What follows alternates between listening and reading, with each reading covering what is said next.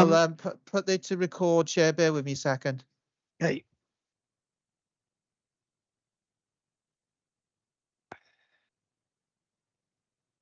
Right, it's the recording has started, Chair. Thank you. Okay. First of all, Debbie Happis.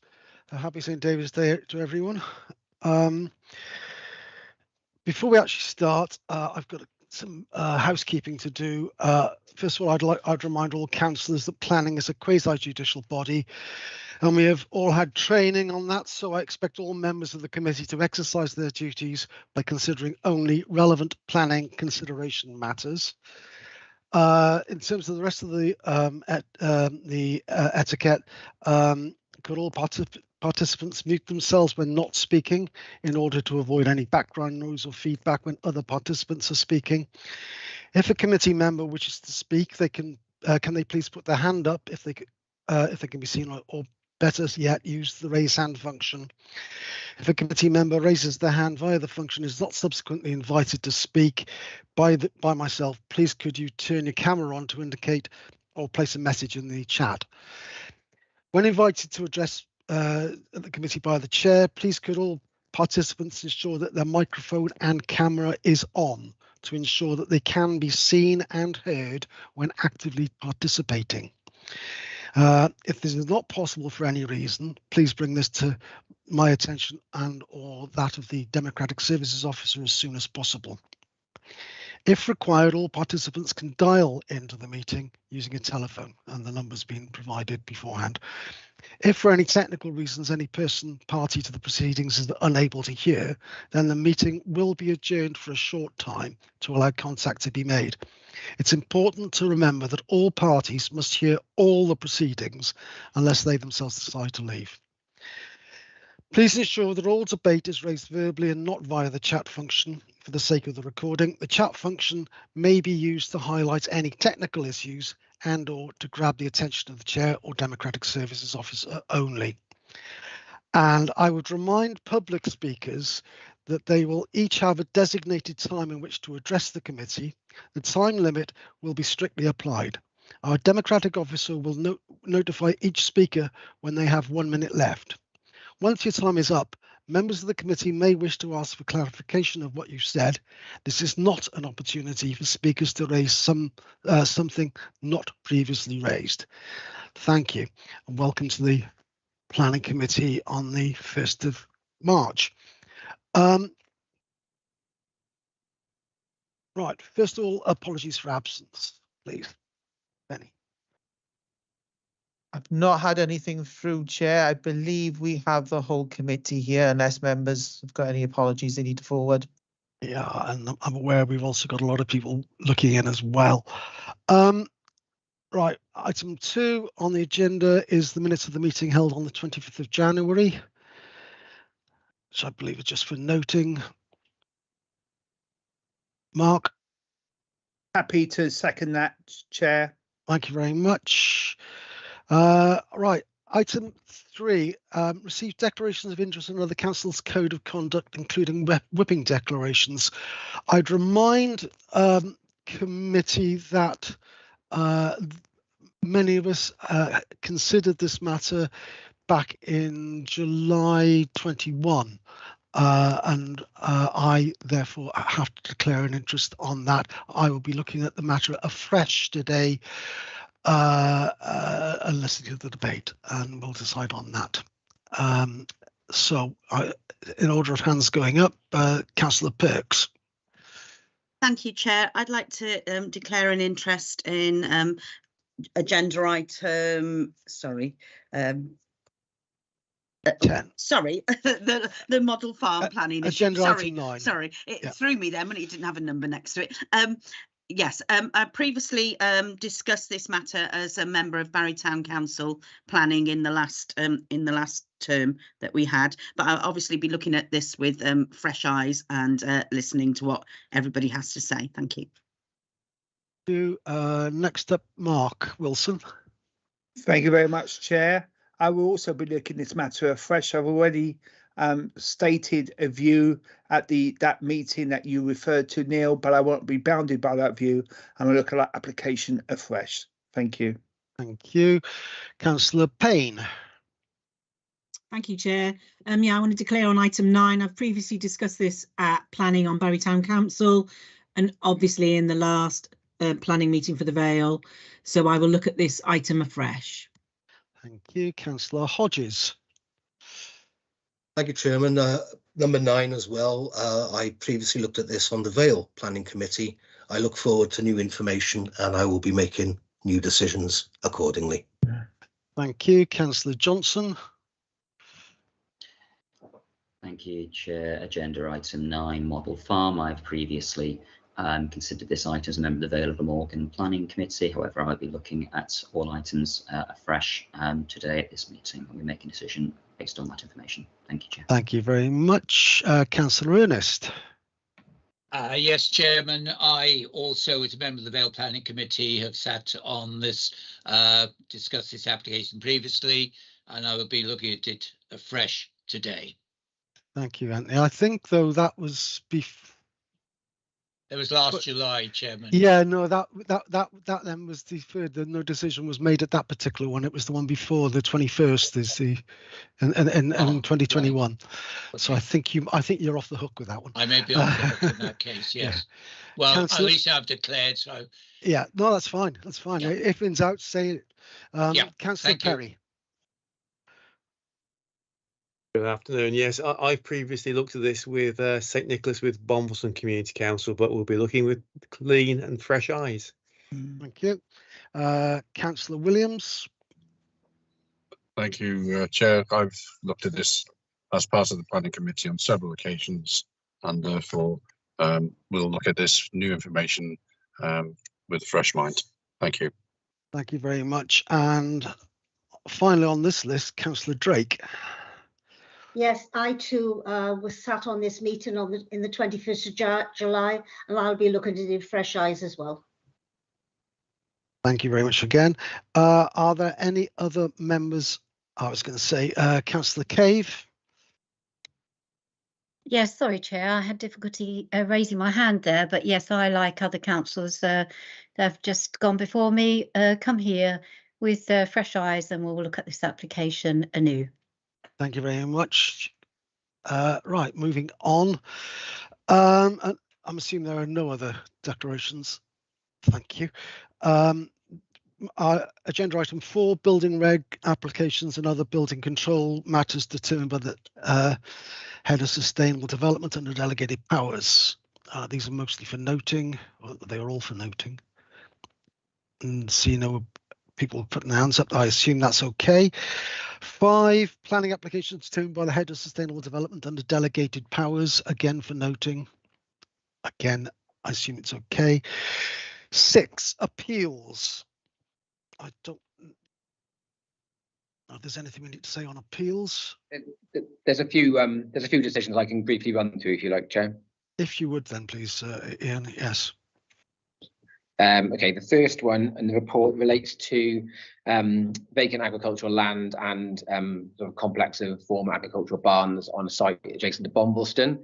The application was refused and the inspector dismissed the appeal and agreed with the council that the visual impact was unacceptable and was the key thing here. The scope of extensions and alterations to the barn or the barns meant that the works would erode the rural character and agrarian appearance of the buildings. So the inspector dismissed that appeal. The second one relates to an appeal against a refusal of permission to change use of Tinkin's Hall to a dwelling. That appeal has subsequently been withdrawn. And the third one, it relates to the refusal of planning permission to construct a berm house outside of Wenvo. The inspector again dismissed the appeal and agreed with us that there were sustainability problems in that the site is detached from the settlement and its services and not connected by kind of adequate means for facilitating kind of pedestrian access. And also that even though the proposal was trying to kind of assimilate the dwelling quite sort of discreetly into the site, it would result in the loss of trees, and also, you know, the kind of the curtilage and paraphernalia that goes with domestic use is not the same as countryside. So the inspector agreed that there would be a harmful visual impact. And finally, whilst the applicant had agreed that they would be prepared to make an affordable housing contribution in line with what the council's policy was, there was actually no complete or signed legal agreement with the appeal to enable the inspector to rely on that. So it was dismissed for those 3 reasons. Thank you. I noticed we've got 4 new ones coming in, but we don't need to talk about them yet. Right, item 7, unless there are any questions. Sorry, I assume there are no questions for Ian on any of those. No, I see no hands. Item 7, trees. They're for noting as well. Again, I see no hands. Item 8, enforcement action. I think we're back to you again, Ian. Thanks, Chair. I'll just flag at the outset that these 2 enforcement items here, these are matters which we've had to deal with through emergency powers through the Chair. So these aren't matters that members are being asked to vote on this evening. These are being reported for members' information and for noting. The first one relates to land and buildings at 5 Acre St Hilary, it relates to a complaint the council received that somebody was living in a building without planning permission. So the council had to serve an enforcement notice to require the cessation of that use to prevent that use becoming lawful, given the nature of the location in the countryside, in a place where we wouldn't be inclined to approve a dwelling, given the sort of inherent countryside and sustainability issues. And the second one relates to land at Hillside Cottage, Leckwith. This is a site where there's been a significant amount of tipped material over the last few months. The emergency powers were needed to enable us to serve a stop notice and enforcement notice. So what those notices require is the cessation of the importation and deposition of material on that land, and also in terms of the enforcement requirements, removal of that material to return it to its prior condition. So that's a case which has been ongoing for a number of months. We initially served a temporary stop notice. It appeared that operations may have continued following that, so we needed to follow that up with the permanent stop notice, because the temporary one only runs for 28 days from service. So yeah, those notices have now been served, and we are obviously hopeful of compliance with those within the time periods quoted in the notices.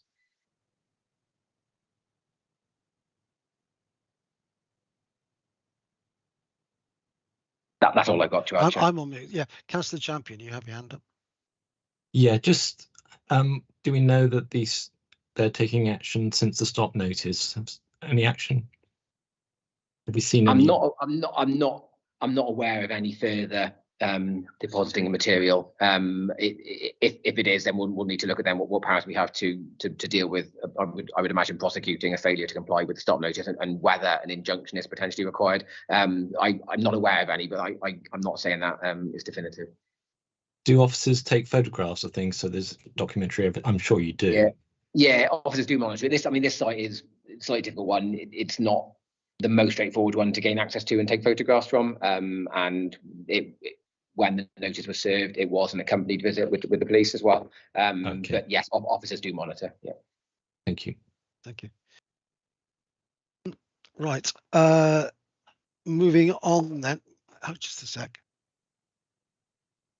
Sorry, my dog thinks it's tea time. Moving on. Agenda item 9, which is the planning application, Laddock Model Farm, Port Road, 2019/008171 OUT. Ian, I believe, is taking us on this. There are a number of matters arising that we've all been notified of via email, which I hope people have the opportunity to read. And we have a number of speakers. So starting, Ian, if you could introduce them, please. Thanks, Chair. I'll just briefly run through the matters arising first, just for completeness. We've had a number of representations submitted from Vale Communities Unite. Those are in the matter arising, I think, in full, and it also notes in there that Andrew Archie Davis, MS, has expressed support for the points raised.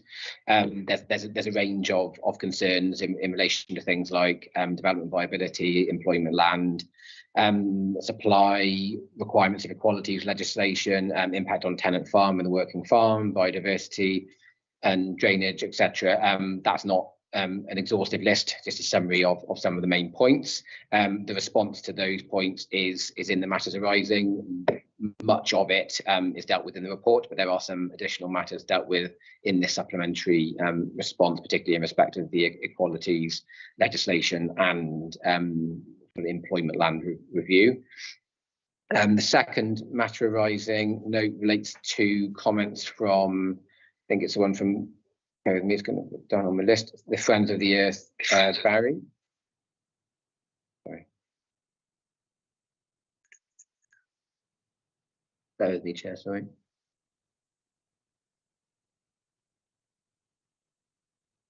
Yeah, the second one is from Friends of the Earth Barry, and that raises concerns principally in respect of Welsh water issues and dealing with certain issues by condition, as opposed to requiring further information and action on those points prior to the determination of the application.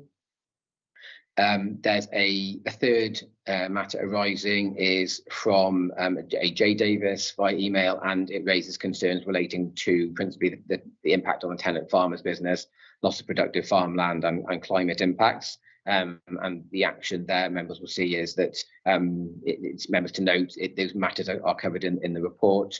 And the final matter arising, there was correspondence we received from councillors Champion and Campbell querying the kind of status of Cardiff Airport and how that affects the kind of the merits of the application. Right, that's it for the matters arising. I will just run through briefly the kind of the main points on the report. I don't propose to run through everything in fine detail. I think obviously the report does that, and there'll be discussion to follow where we can pick up on points. But I'll run through kind of the background of how we got to where we are now and the main points relating to the site and development. So in terms of background, the application was initially reported to committee in July 2021, where there was a resolution to approve.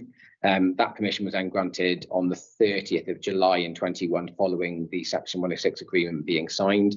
Subsequently, members will be aware that that decision was quashed in October 21 due to issues relating to the publicity of viability information.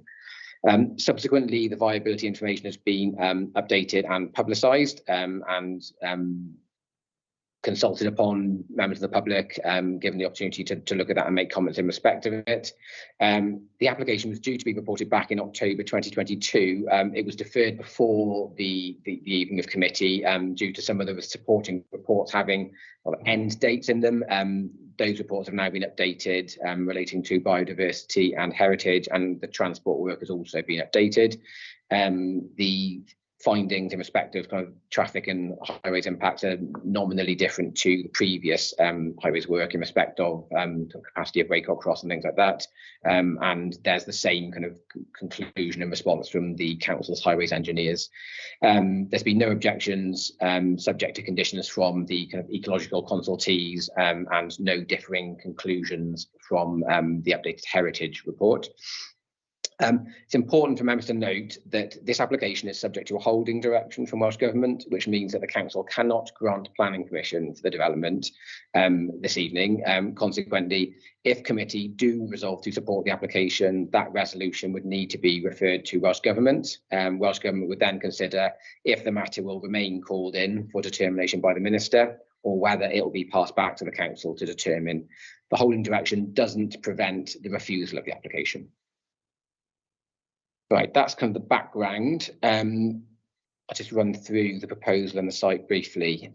So the site is located at land at Model Farm Port Road in Rhys, and presently comprises a farmhouse, associated yard and a number of agricultural fields. It's located near to Cardiff Airport on the opposite side of Porthcurry Road and to the south of Port Road. And the site is split into two parts, illustrated in the plans with the report as being a parcel A, which is kind of effectively the development parcel, and a parcel B, which is a proposed extension to Porthcurry Country Park. The land also forms part of the allocated Cardiff Airport St Athan Enterprise Zone in the local development plan. It forms land allocated for employment uses under policies SP2, MG9 and MG10 of the LDP, and policy MG28 relates to public open space allocation. There are 2 listed buildings to the south of development parcel at Upper and Lower Porthcurry Farm, and the viaduct is also approximately 700 metres from the site. Porthcurry Conservation Area is also about 700 metres from the site, and there is archaeological resource recorded in the area of the site as well. There are 2 sites of importance for nature conservation on the site, both comprising woodland close to Bullhouse Brook, and there are a number of footpaths within or adjacent to the site. Other points of note, about half a kilometre from a SSSI, and part of the site relates to a green wedge designation in the LDP. In terms of the development itself, it's a hybrid application, which means it's partly in outline and partly in full. So the outline proposals are for the development of the northern part of the site, for a business park, with the exception of the access, which is not a reserved matter. The plans in the report and with the application show the proposed access. Full planning permission is sought for the change of use of the southern part of the site, area B, as I referred to an extension to Porthcurry Country Park. The outline proposals are for almost 45 hectares of a business park, with, as I said, all matters reserved except for the access. The location, the points of access, and an indicative layout are illustrated with the site master plan in the report. But it's important to flag at this stage that layout is not kind of a final proposal. It's very much an indicative idea of how the site could be developed if outline permission were granted. Access is proposed 2 points, one at the A4226 roundabout junction with Port Road, at the northeastern point of the site, and another via the Port Road roundabout arm that serves the Express Holiday Inn currently. The former would be the main vehicular access into the site, and would involve the provision of a new roundabout that would be larger than the existing one, about 60 metres in diameter. In terms of development parameters, as I said, the internal layout is a reserved matter. It shows the site split into 12 development parcels, which will be made up of a mix of employment uses falling into class B1, which is like kind of general business, office, light industry, B2, which is general industrial, and B8, which is for storage and distribution. The new internal floor space proposed is approximately 160,000 square metres. The plans indicate a 10-metre wide strip of land adjoining Port Road on the northern site frontage, which is to be transferred to the council for future provision of an active travel route. The whole route would be subject, from the site to Barry, would be subject to further design work and funding, and would connect facilities at Waycock Cross to the airport. It would also complete the active travel linkages between Bruce and Barry, as well as 5 Mile Lane and Culverhouse Cross to Cardiff Airport. There is land on the western side of the site, which is shown on the indicative plan, which is shaded a darker grey, adjacent to Porthcurry Road, and that is land that is proposed to be safeguarded for potential future rapid transit connection with Bruce railway station. The application doesn't seek permission for that development, but it is just safeguarding the land for it to be able to be delivered in the future. Finally, the Porthcurry Park extension and the proposals involve the transfer of approximately 48 hectares of land to form an extension to the country park, which will be operated by the Vale of Glamorgan Council as public parkland. There's been obviously a number of objections and representations received in relation to this application. The main ones I listed earlier in the matters arising. In addition to that, a number of reps have queried kind of need for development and the role of it alongside Cardiff Airport, and issues relating to climate change. In terms of policy context, decisions should be made on planning applications in accordance with the development plan unless material considerations warrant otherwise. So in terms of the development plan, the Vale of Glamorgan local development plan involves this land as a core part of the strategy and objectives, and it's also allocated, as I mentioned, under employment policies. That principal use of the land was considered when the LDP was examined by the inspector in 2017, and that establishes for local plan purposes the principle of the use of the land. Future Wales is the national plan that identifies the Vale of Glamorgan being within the national growth area, and the local development plan going forward needs to make sure it conforms with Future Wales. So that's kind of just briefly the policy context, briefly the main issues, and the main factors of to do with the site and the proposal. If it's okay with you, Chair, I'll draw a line there, and then we can respond to points kind of as and when they arise during the discussion. Thank you very much, Ian. Right, we now have a number of speakers. One, I believe, is not with us. I think the first one is Mr. Price, who is going to speak against. He's the one who's not with us, I believe. That's correct, right? Chair. You're going to read out his statement on his behalf. Yeah, I'm going to read out the statement. Mr. Price will have 3 minutes in terms of the speech I'm about to read out. So once those 3 minutes have elapsed, then I will stop. So when you're happy, Chair, I will read out the comments that Mr. Price has kindly provided. Go for it. The 3 minutes start when you start speaking. Okay, bear with me a minute. I'll just bring up the paper now, Chair.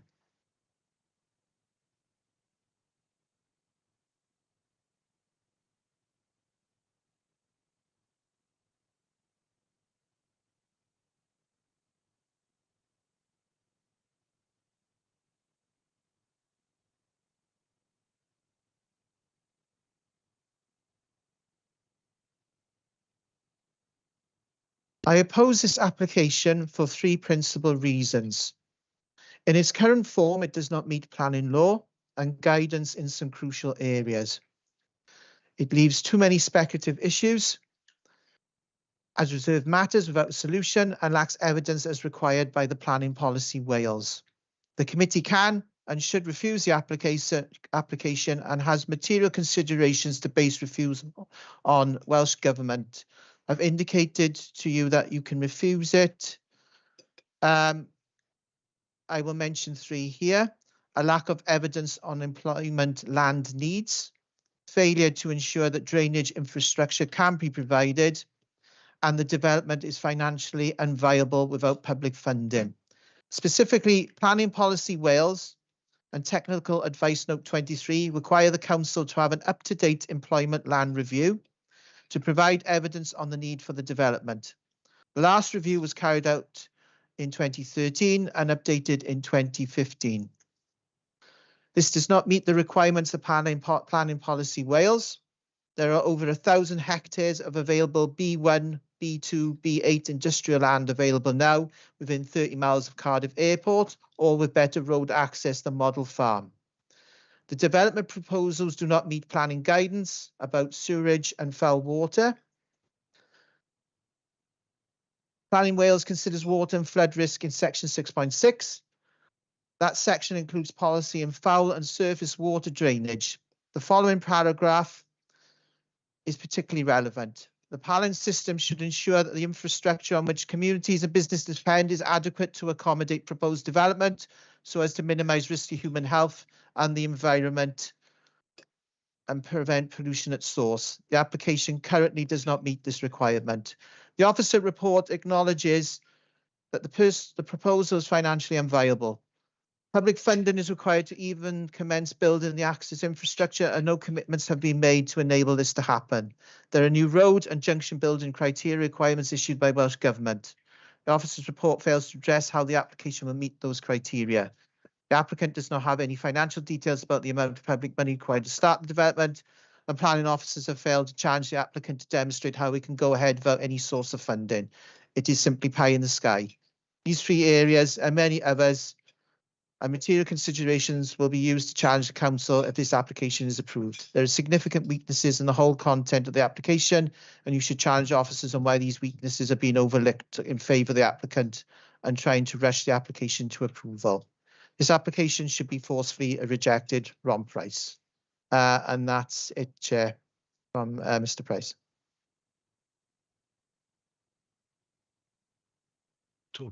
I'm talking and muted. Sorry, thanks for that, Democrat. It's impossible to ask for points of clarification on that particular thing, as Mr.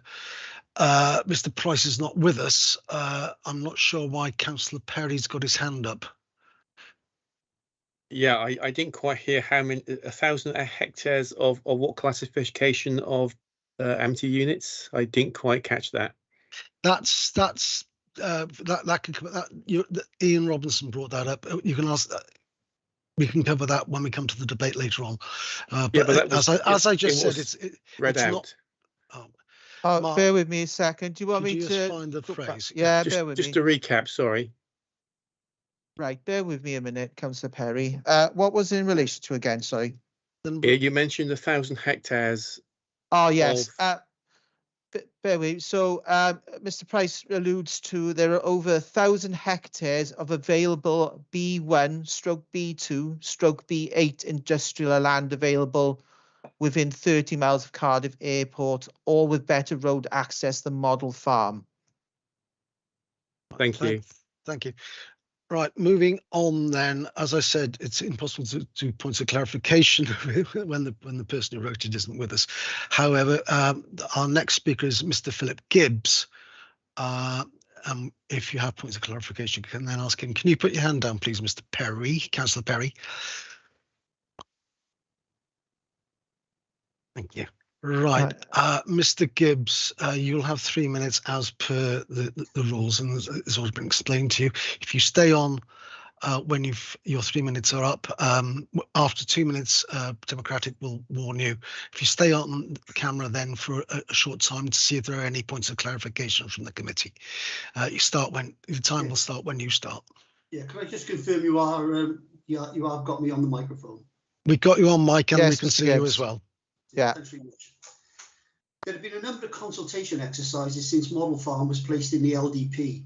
2 individual consultant reports have stated it's financially unviable and in the wrong location to attract businesses. Communities throughout the Vale of Glamorgan are strongly opposed to it.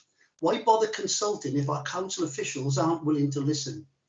I suggest the following material considerations have not been fully addressed, should not be entertained as reserved matters, and give sufficient cause to reject this application and leave options open for yet another judicial review. The viability reports have been highlighted to this committee. The increase in building costs will impact those figures. The cost to the Vale taxpayer to implement access roads and active travel routes at a time when this council states it has budget problems should concern councillors as it does their electorate. The officer's report doesn't contain an up-to-date employment assessment required as a result of global pandemic and cost of living crisis. They haven't fully reviewed the equality impact assessment for this application. Welsh Water state a hydrostatic assessment for the water and sewage connections must be carried out. This development will impact Cogmore sewage works, which is often operating over capacity, resulting in raw sewage being discharged into the sea. Vale councillors are aware of this and shouldn't be seen to facilitate it. The road access has been identified as poor and will be by other planned house building. Welsh Government has stopped funding road infrastructure and today announced restricting bus routes. The green active travel mitigation will not prevent an increase in traffic to this site. This committee have been made aware of the endangered species and biodiversity recorded on the farm. The planning department have commented on this, but where is the evidence that their mitigation has worked on similar sites elsewhere? There are weaknesses in the EIA process, especially with regard to drainage from the site, location of attenuation ponds, and how they could impact not only Porthkerry Country Park, but also Edgerton Grey House. Legal & General purchased the farm not to act as responsible custodians of the countryside, but as a land bank scheme to make money for their investors. They want permission to destroy the farm buildings, making the farm unworkable and ignoring another material consideration with regard to the Jenkins family, their home, their livelihood, and the businesses they deal with. 30 seconds, Mr. Gibbs. The model farm was placed in the LDP 12 years ago. It's been designated for use by the aerospace industry. This type of industry does not need to be located next to an airport, as evidenced by similar developments throughout the UK. There are vacant sites at Brotathan and throughout the Vale that can be utilised. This development is unnecessary, financially unviable, and against all the green credentials that the Vale Council allegedly stand for. Welsh Government have given this committee the option of rejecting. Sorry, Mr. Gibbs, 3 minutes are up. Its course of action. Thank you. Thank you, Mr. Gibbs. Are there any points of clarification from any members of the committee? I see no hands. In that case, thank you, Mr. Gibbs. If you'd like to mute yourself and go off camera now, and we'll continue with the procedure. Councillor, next person I've got down indicate want to speak is Councillor Samantha Campbell. Are you with us? Yes. Hello. Same rules apply, Samantha, 3 minutes, and it starts when you start to speak. Okay, can you hear me? Yep. Yes, Councillor. Thank you. As have all the other councillors here today, I have read the planning officer's reports on this proposed development. As you can see from those plans, there are attenuation ponds being located on land being gifted to Porthcurry Park. These ponds are designed to help with the drainage on the site after the unnecessary removal of perfectly functioning soil to be replaced with unabsorbing concrete. The land at Porthcurry, as mentioned, is being gifted, so will be under council control. And should these ponds fail, the council will be responsible for any flooding. This has obvious financial implications. The S106 money being considering the size and the massive impact of the development this has on the Vale is rather insulting. The fact that none of the money is going near a single project in the Vale is even more insulting. Legal and General are using the gift of Porthcurry Park as a sweetener in lieu of a substantial cash payment. This is not a gift. £500,000 is not enough money to sustain the additional land being gifted to Porthcurry Park. As a council, we are facing budget cuts left, right and centre. We have to make difficult decisions on a daily basis. Can we sustain the maintenance of this additional land? As much as green space would be a massive asset, and I would welcome more green space, with all due respect, we already have that. We have a thriving independent wild seed business. We have a local farmer and his family home. We have countless species of native wildflowers, flora and fauna. We need to protect everything we have. This proposed development has no positive impact for anyone in the Vale apart from the developers. We've heard a lot this evening about the LDP and the local and national behind this development. However, these policies are written and agreed by decision makers like us. A lot of these people are elected officials whose job it is to serve the people. We need to remember that. We need to remember that the right decisions need to be made for the people who elected us and for the future of the Vale. As per the Wellbeing of Future Generations Act, we need to think about the future impacts of every decision we make and what we are leaving behind. Thank you, Councillor Campbell. Any points of clarification from any members of the committee? I see no hands. Once again, thank you, Councillor Campbell. Oh, hang on, Councillor Charles has got a hand up for. You're not a member of the committee though, Janice, so. No, not a point of clarification, no, sorry. Yeah, I was going to say, yeah, I have you on my list to speak later, Janice. In that case, thank you, Sam. If you want to go off camera and mute, then we'll carry on. Next person I have down is indicating they wanted to speak is Councillor Hennessy. William, same rules apply for you. 3 minutes, starting when you start, and if you stay on for points of clarification, if any. Thank you. Good afternoon, committee. I'm going to be reading a statement, if that's okay. In the report on planning, sorry, let me do that again. I have to write it down. In the report on planning portal, an employment figure in excess of 4,000 people have been reported to be engaged in the aerospace industry in this development. I can't see how this number of people will actively use the green active travel route, connecting the development and the feed that use their private cars to be used. I have major concerns on the impact this will have on the community of Roos and the future rural Vale of Barry. There have already been many unsuitable roads that could not cope with the heavy congestions before experienced in the rural Vale or Roos. As previously stated, this development is not good for the Vale of Glamorgan, so therefore should be refused. Is that it? Yeah, very quick. Thank you very much, Councillor Hennessy. Again, any points of clarification anybody might have? No, again, I see no hands. In that case, thank you. William, if you want to go off camera and mute, and we'll continue. The next on my list then is Councillor Charles. Thank you, Chair. Janice, same rules apply. Thank you, Neil. Yeah, there's a lot I'd like to say, but we are limited to 2 minutes, and I'm sure it's three minutes. And I'm sure some of it will be covered by other councillors, and also congratulations to those who have already spoken and spoken well.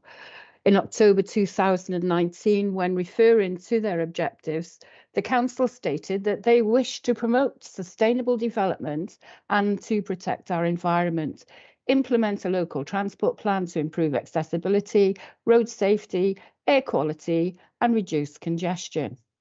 Unfortunately, no measures introduced by the council so far have improved the situation in any of these aims. The congestion at Waycott Cross has not been improved. In fact, it's quite dangerous at times. In fact, developments within the Vale has increased the congestion problem. There are enough brownfield sites within the Vale, which has already been mentioned, to contain business parks without taking a valuable farmland resource and destroying the visual aspect of the Vale. The additional traffic on this already congested road will not, as was the council's stated aim, improve accessibility, road safety, air quality, and reduce congestion. This road, which carries traffic from the Western Vale, the 5 Mile Lane, and from Culverhouse Cross, is already at its limit. And I would urge the councillors on this committee to listen very closely to the concerns that myself and residents have and vote against this ghastly report. Thank you. Thank you very much, Councillor Charles. Any points of clarification from any members of the committee? Again, I see no hands. In that case, we come to the last registered speaker, which is Mr. Andrew McPhillips, who is speaking for, and therefore, for the sake of balance, gets 6 minutes to speak. Is he with us? I saw him earlier. Yeah, he's just joining now, Chair. Hello, Mr. McPhillips. Hello. Same rules apply, except you, as I say, you got 6 minutes as a matter of balance. Time starts when you start to speak. Okay, I won't need 6 minutes, but firstly, thank you for allowing me to speak. I'm Andrew McPhillips, Managing Director of Legal and General Strategic Land.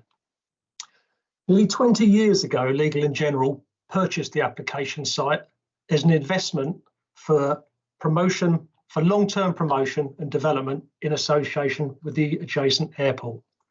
After years of promoting the land through the planning system, the site is now supported by local and national policy. It is allocated for development within the current adopted local plan, alongside the allocation in the enterprise zone of St Athan. Future for Wales, the national plan, identifies Cardiff Airport as an essential part of Wales' strategic infrastructure and a key driver in the national economy. The application seeks to deliver significant private investment in the site and the immediate area, delivering the objectives of planning policy. The proposal delivers significant economic, social, and environmental benefits, supported by your officers without technical objections. The land is currently tenanted, and should a consent be granted, I'm pleased to confirm our tenant will be adequately compensated, and the process for this is guided by law. Over 98% of the land is graded Grade 3B or less, and therefore not considered to be the best or most versatile agricultural land afforded protection by planning policy.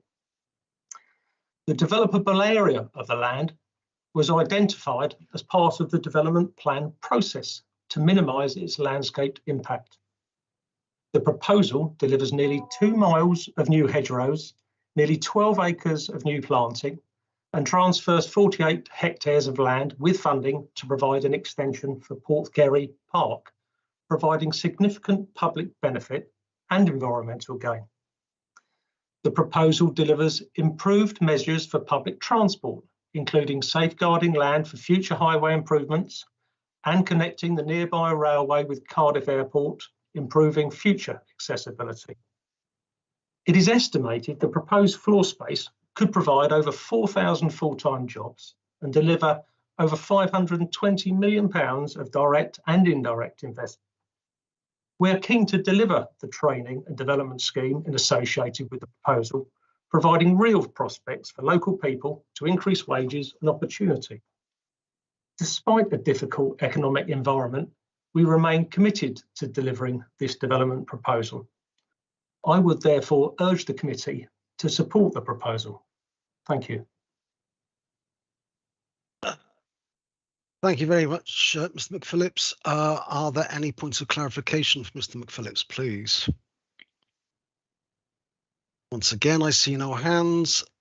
In that case, Councillor Perry, you have your hand up.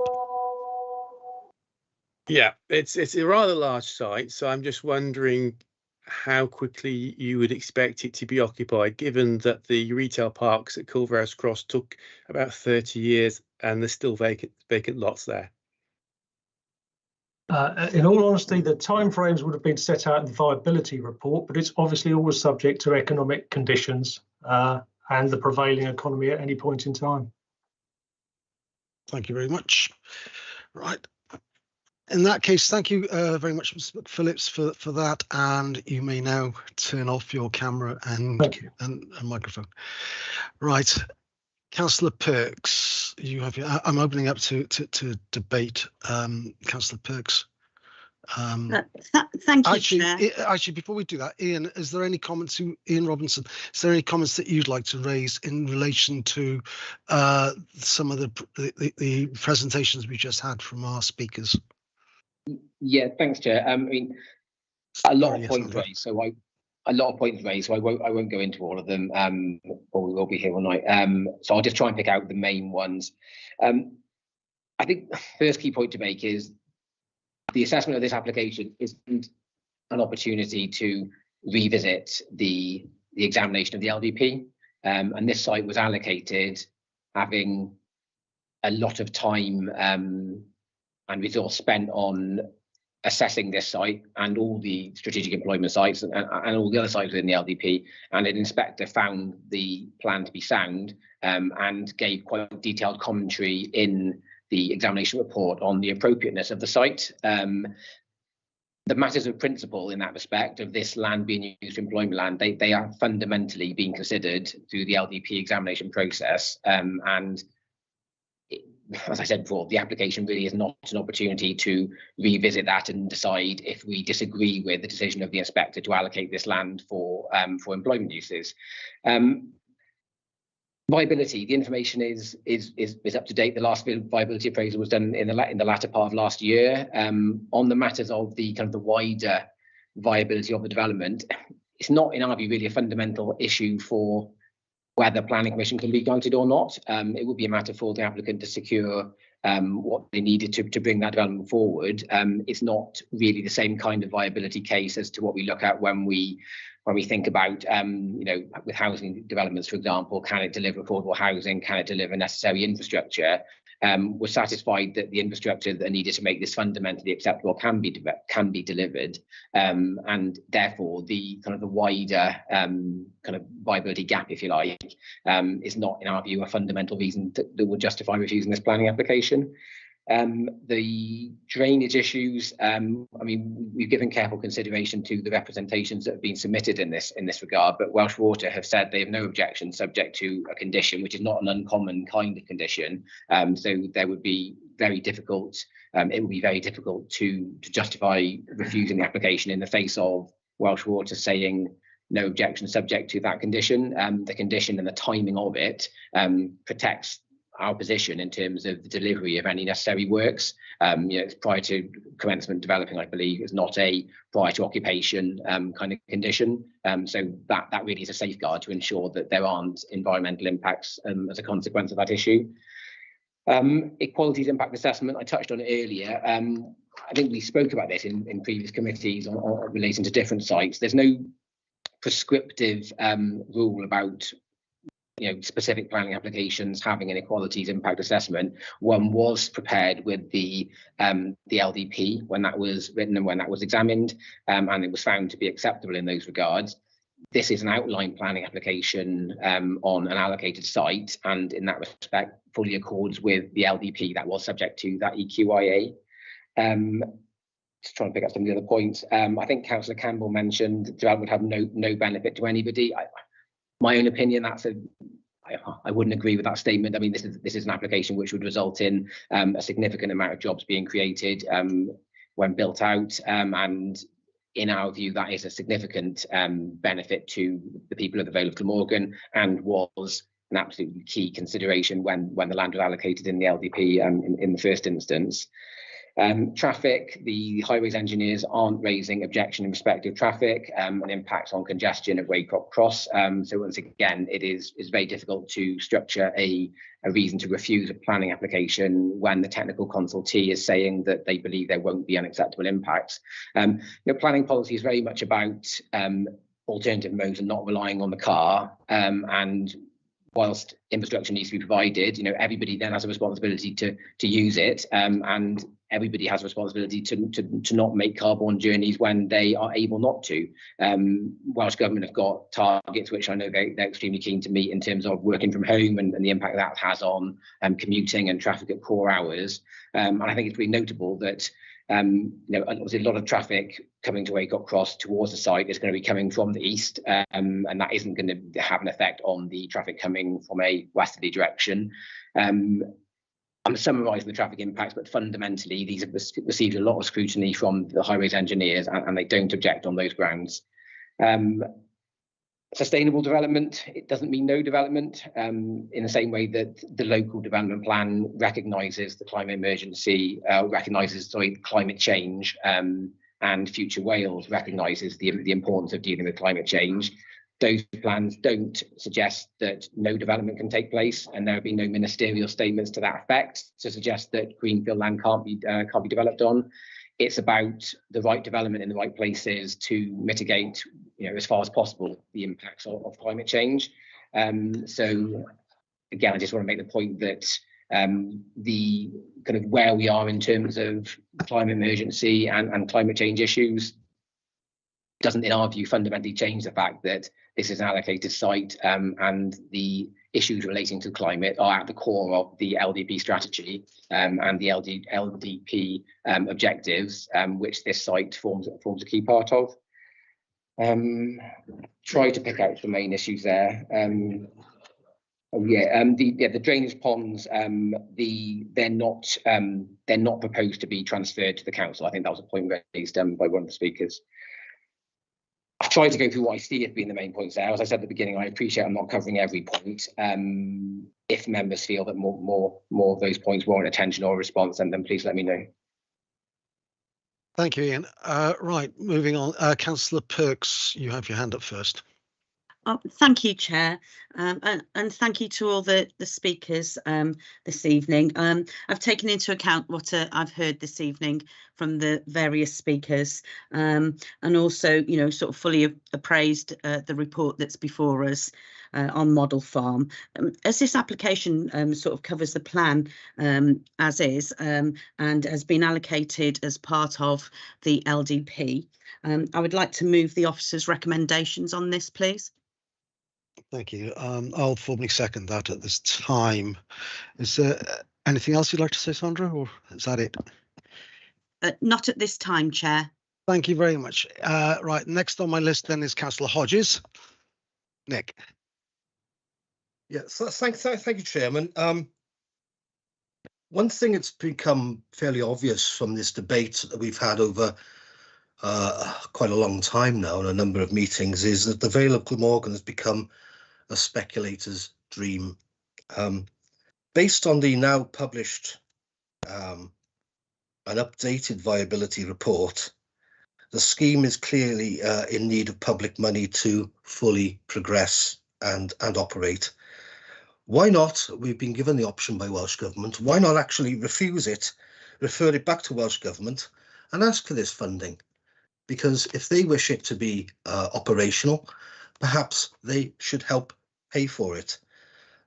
I was going to move that we should not grant the planning application and refer it the decision to Welsh Government. As it's already been moved and seconded, I will just inform Planning Committee that I will be voting against it. I believe it's injurious to the green land that we have. It's contrary to the Vale Council stated policy on biodiversity, climate change, and the concerns we have around it. If it is allowed, I think it would be only fair and proper that the Planning Committee be allowed to visit the site during and after the completion of the construction to review our decision. Also, that Planning Committee receives updates periodically on the number of so-called jobs that are being provided. Thank you, Chairman. Thank you, Councillor Hodges. Next on my list is Councillor Buckley. Thank you, Chair, and thank you to everyone who's spoken before. Questions for you, Ian. The hydraulic modelling assessment to do with the sewerage and the foul water. I know you covered the one on the water runoff, the drainage. I didn't quite understand how it was written in the report, because I read it that Welsh Water weren't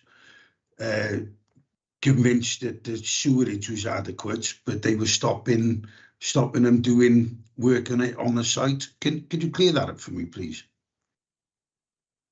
Yeah, sure. I'm just sorry, if you bear with me a moment, I'm just getting to the main condition in that regard, so I can read that and hopefully that will make it clear concisely. Bear with me. Thank you.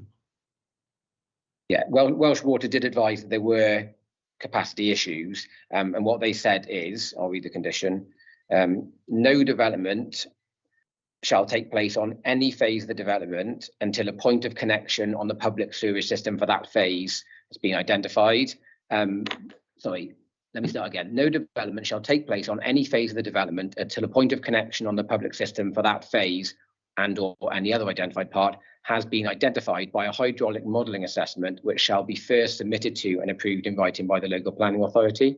Thereafter, the connection shall be made in accordance with the recommended option, following the implementation of any necessary reinforcement works to the sewage system as may be identified. So what they're saying there is capacity doesn't exist at present, and in order to make sure there is adequate capacity, it's likely that you need to do an assessment of what the existing situation is, what reinforcement works will be needed to add capacity, and then once Welsh Water, see with this condition, we would consult Welsh Water on the proposed kind of reinforcement works.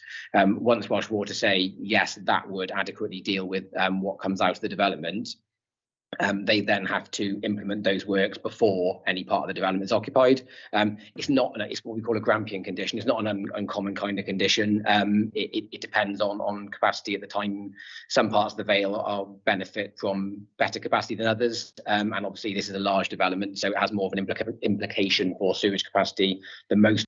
But essentially what that condition is doing is it's saying you can't start work until you satisfy Welsh Water that this is the option you're going to take forward for improving capacity.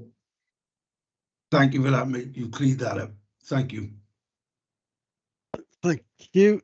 Moving on then, Councillor Champion, you have your hand up next. Thank you, Chair.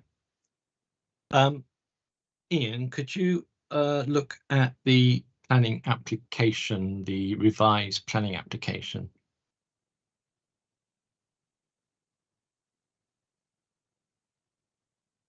Sorry, what?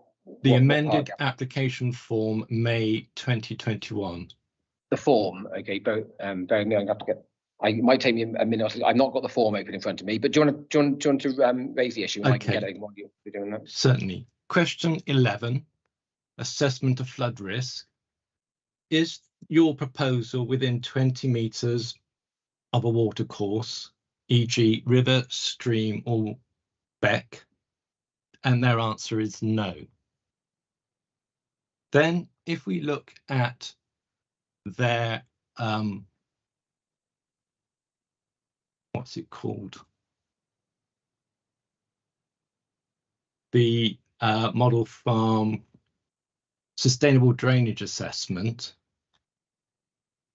they say that the streams on the site will be used. So are there streams on the site or aren't there? And if there are, then the planning application is wrong. And really, if the application is wrong, why are we here talking about it? I don't think that amounts to the application being wrong. Well, the application states. Councillor Champion, can you let Ian Robinson reply? I don't want to get into arguments between people. You've asked the question, let him reply. Well, all I was going to say was all of the consultees that have an input on any potential impacts relating to water courses, whether that be environmental impacts or flood risk impacts, they've all been consulted in full knowledge of the context of the site and haven't raised any objection in that respect. Occasionally somebody will say on an application form there's not a tree within the site, and there is a tree within the site. That doesn't make the assessment of the application fundamentally flawed. We need to be satisfied that the relevant consultees have verified that there won't be unacceptable environmental impacts, and they have done that. Okay. Right, moving on then. No, can I have a... Yeah, okay. If you can sort of get your contributions out, all of it, rather than sort of having to go back and forth, please. Thank you, Chair. I don't agree with the water. They've had 2 years at least to have come up with a solution and talking to Welsh Water. And Welsh Water said they would like this application deferred, and you said they couldn't. So I think we could actually refuse it on those grounds. Biodiversity. Well, everyone said about biodiversity, but I've just seen a report that there isn't a suitable alternative to aviation fuel. And I've talked about the airport before. So I'll leave it there. Thank you very much. Ian, was there anything there you feel you need to respond to? Yeah, just on Welsh Water. I mean, the situation with Welsh Water's network, sewage infrastructure, it's largely a movable feast depending on what's coming online all of the time and what works they have planned. In our view, it makes a lot more sense that the assessment of what's needed to accommodate a development is made at the point in time where what that infrastructure is when you're going to be delivering the development, and also what the development phases are going to be.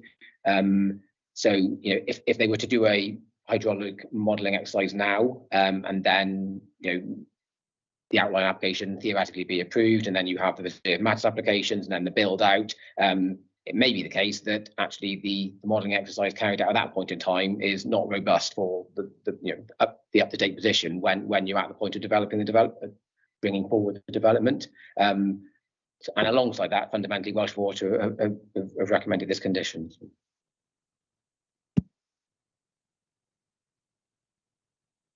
You're on mute, Chair. Yeah, I just realised. Thank you for that, Ian. Next on the list is Councillor Wilson, please.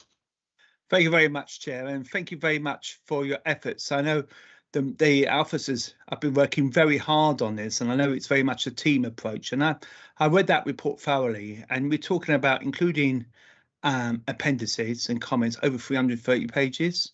And, reading that report indicates to me that it's been very thoroughly researched by the officers here.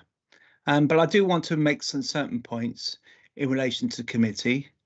Now, obviously, this is a major application, as we know. It's not been forthcoming. I think it's almost 4 years old in terms of its age, 2019, which means it's gone through lots and lots of debates and lots of issues. But it's not surprising, given that it's a very big application. But it's a big application in the sense that it could create quite a lot of jobs for the welfare of the Vale Glamorgan. And these jobs are some of the jobs that we need in the Vale and in Wales as well, because it will add an increase to the gross value added for the county of the Vale, Glamorgan. And a lot of these jobs will be well-paid jobs. And as rightly has already been said by officers here, that an awful lot of the traffic, as we know, goes from what we call from west to east. Now, we would like some traffic going from east to west, because at the moment, as you know, an awful lot of traffic, all right, goes to Penarth, ends up in Cardiff and whatever, but very little of that traffic goes from Penarth to Barry and those other areas, especially at busier times. And that will largely make the traffic more sustainable, I feel, as well. But also, you also got to remember there is what we call an economic multiplier effect here, because the more jobs you create in a particular area, the more jobs it will sustain in the future as well. So, you know, the more money that is spent in Vale Glamorgan, this will create a multiplier effect. This will lead to other businesses being developed nearby, and this will lead to a good concentration of industries. Now, a lot of people have said about the airport as well. Now, I believe the Cardiff Airport is very much an airport with great potential. It's got a very large runway, and it's ideally suited to a lot of jets and whatever. And remember, we got already a big maintenance facility nearby the airport. And I think this business part will further complement what's already there. And we were talking about already in the report, some possibly 3,000 jobs could be created from this. I reckon we could create even more in this particular area. So that's one thing. The other thing I would like to talk about also is in terms of the actual water. Now, obviously, you mentioned about streams, you mentioned about water courses, but you also remember, of course, that Welsh Government is very much the leading government in turn. I know that England are following now in using such sustainable drainage systems, and that often implies we need some places what we call attenuation ponds.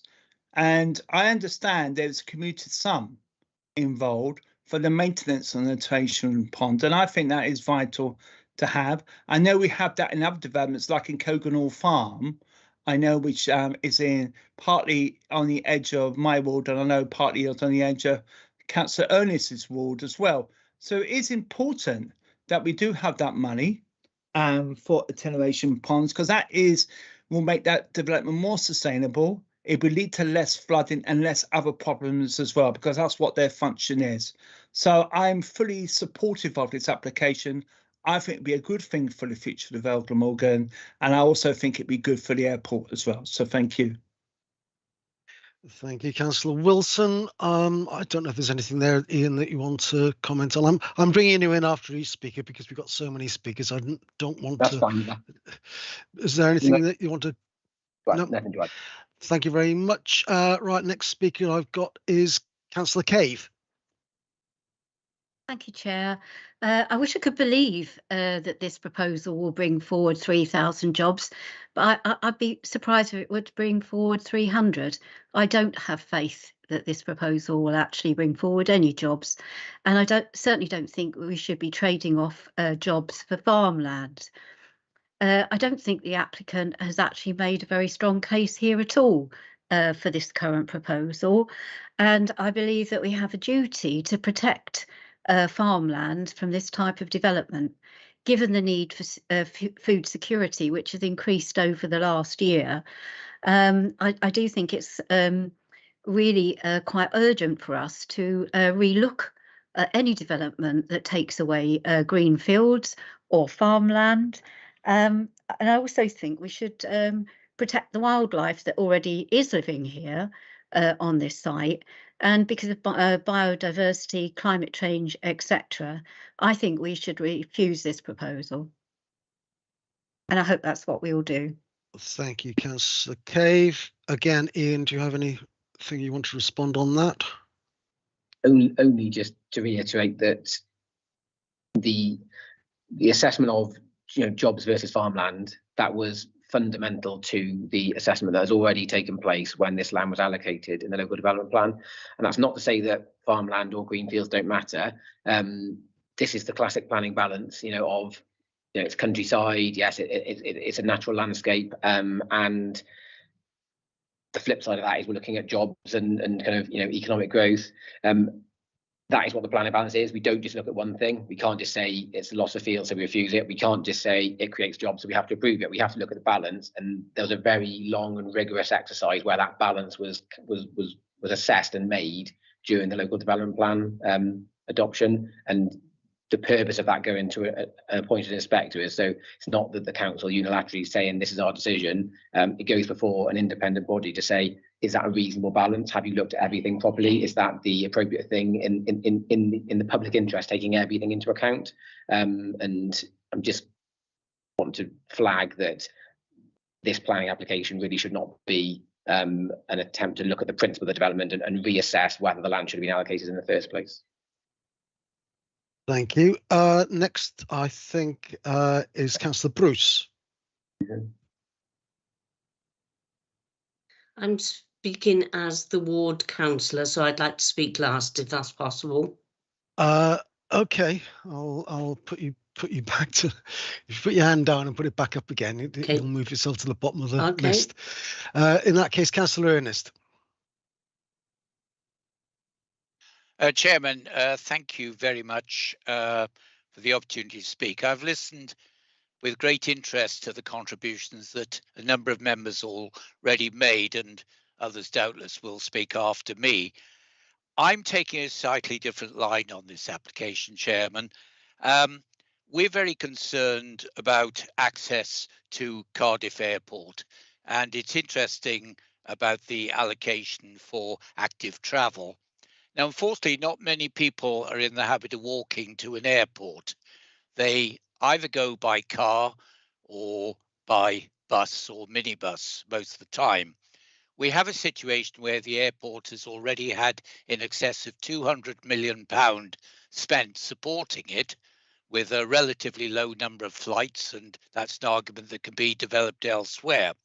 But what we do have at the moment, Chairman, is a railway line, a working railway line, the Vale of Glamorgan line, which, as members can see from the excellent maps that plans we've been provided with, approaches the southeast corner of the development site in a relatively straight line before it then veers southwest and disappears towards Rue Station. Now, Chairman, as far as I'm concerned, the quickest route for a railway line, and we're talking about the metro development here, which of course this council supports, and indeed I support, the quickest route for a railway line to go to the airport would be right through the middle of the site, avoiding Porthkerry House, but it would certainly turn northwest from the end of the straight a bit. And if you turn to the plans we've got before us, you can see what I'm getting at. That railway line always was proposed in theory, if not in practice, to go right through the middle of the site which we're discussing tonight.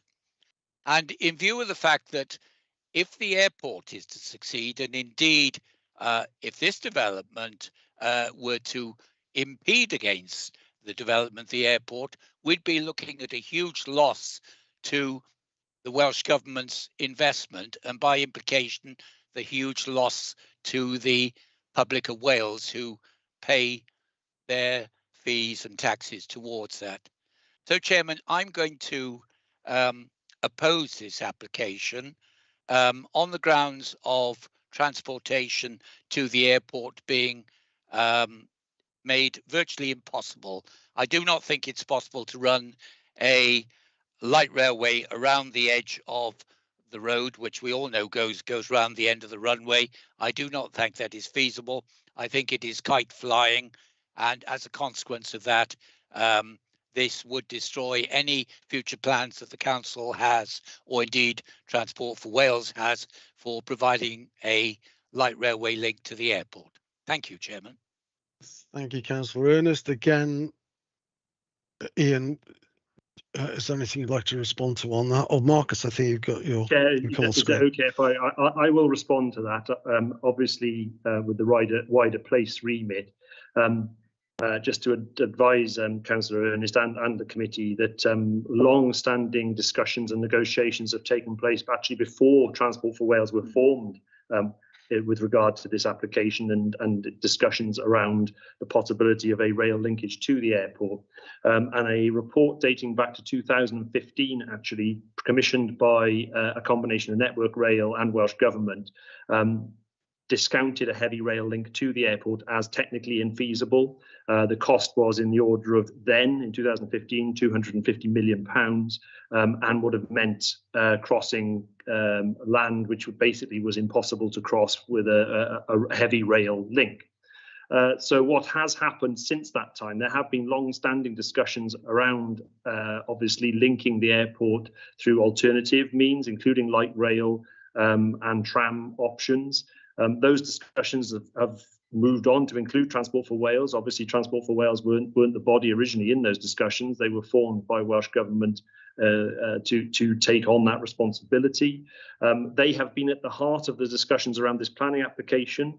And you'll notice that when the application originally came in, they raised a holding objection because they were concerned about the implications that it could have in terms of their future plans of linking the airport to the Vale rail line. But indeed, we had long-standing conversations with them, and the developer, in this case, set aside land to allow a possible linkage either to Roos or to some other form of, which possibly could have included, for example, moving Roos station. All of those ideas remain with Transport for Wales and for them to discuss and to consider. But what I would say to you is that they are absolutely confident that what is before you does not prevent the future linkage of the airport to the rail network. And just to reiterate that could not be used as a reason for refusal because those discussions have taken place, and there is very, very clear guidance from the body who deals with that rail network in Wales, Transport for Wales. So just to clarify that fact. Thank you very much for that, Marcus. Ian, is there anything you want to add to that, or is that covered it? Thank you. Right, next on my list then is Councillor Stallard, please. Candice. Thank you. Thank you. I've got a few questions. Some of them are quite specific, but there's one in particular to do with the biodiversity management strategy that the gentleman from Legal and General has mentioned and is obviously features in the reports as well.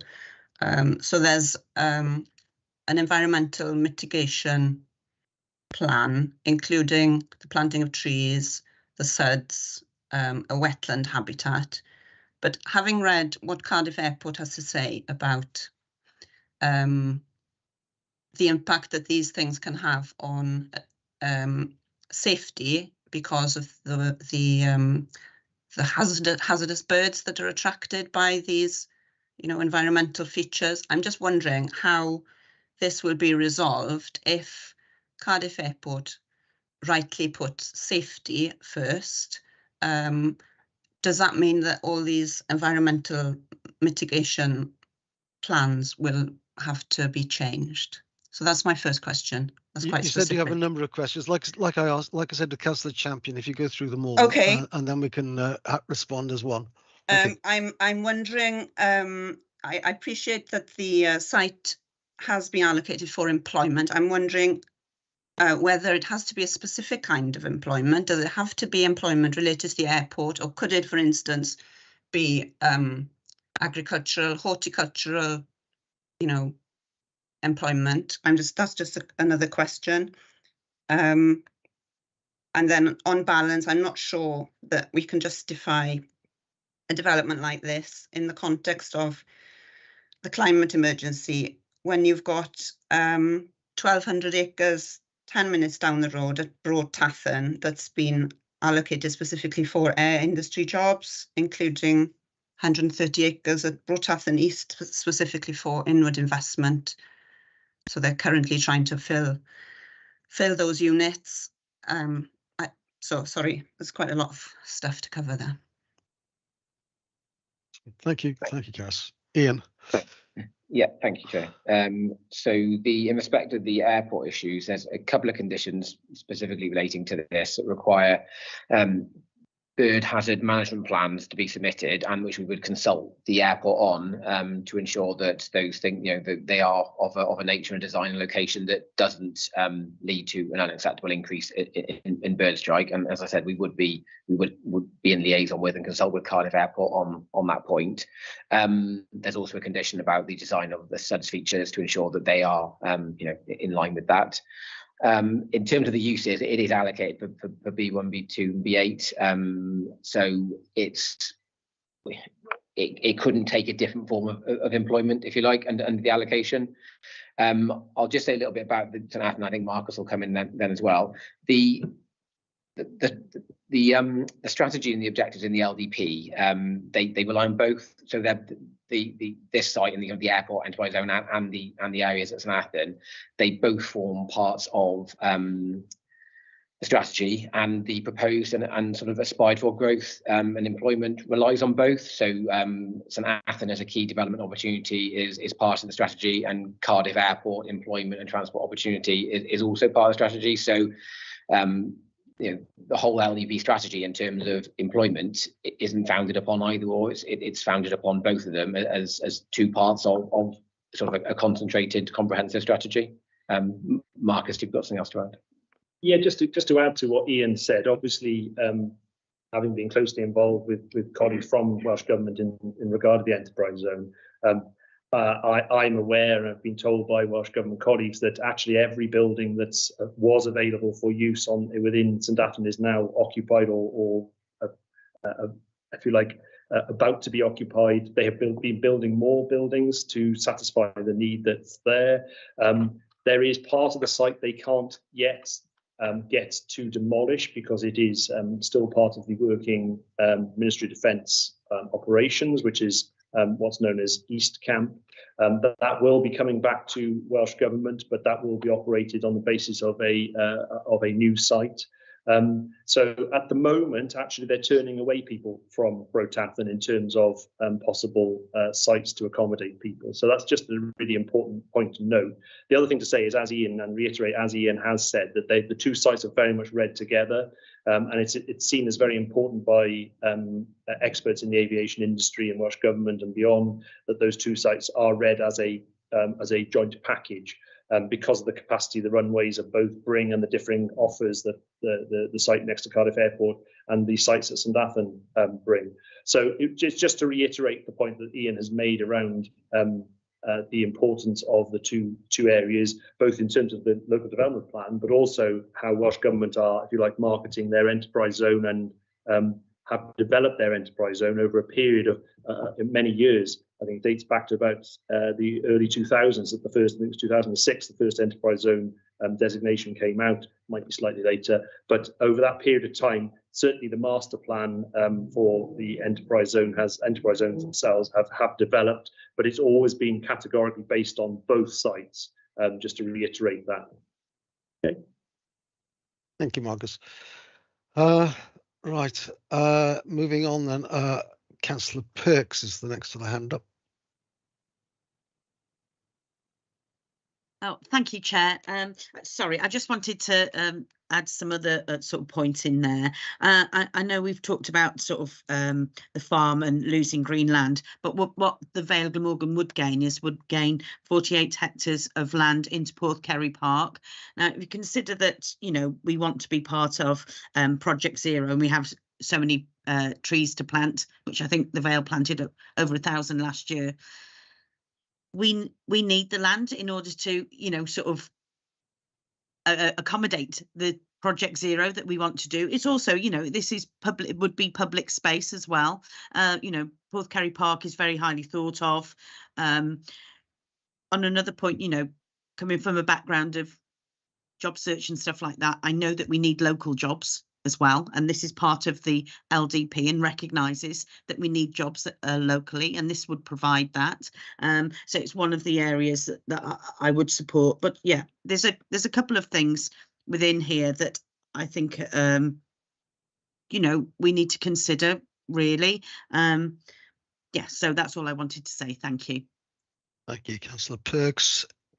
Ian, is there anything you want to comment on that? Thank you. Next then to speak is Councillor Perry. And again, I'd ask you if you have a number of questions to put them all so that we can have one response, please. Hi, good afternoon, everybody.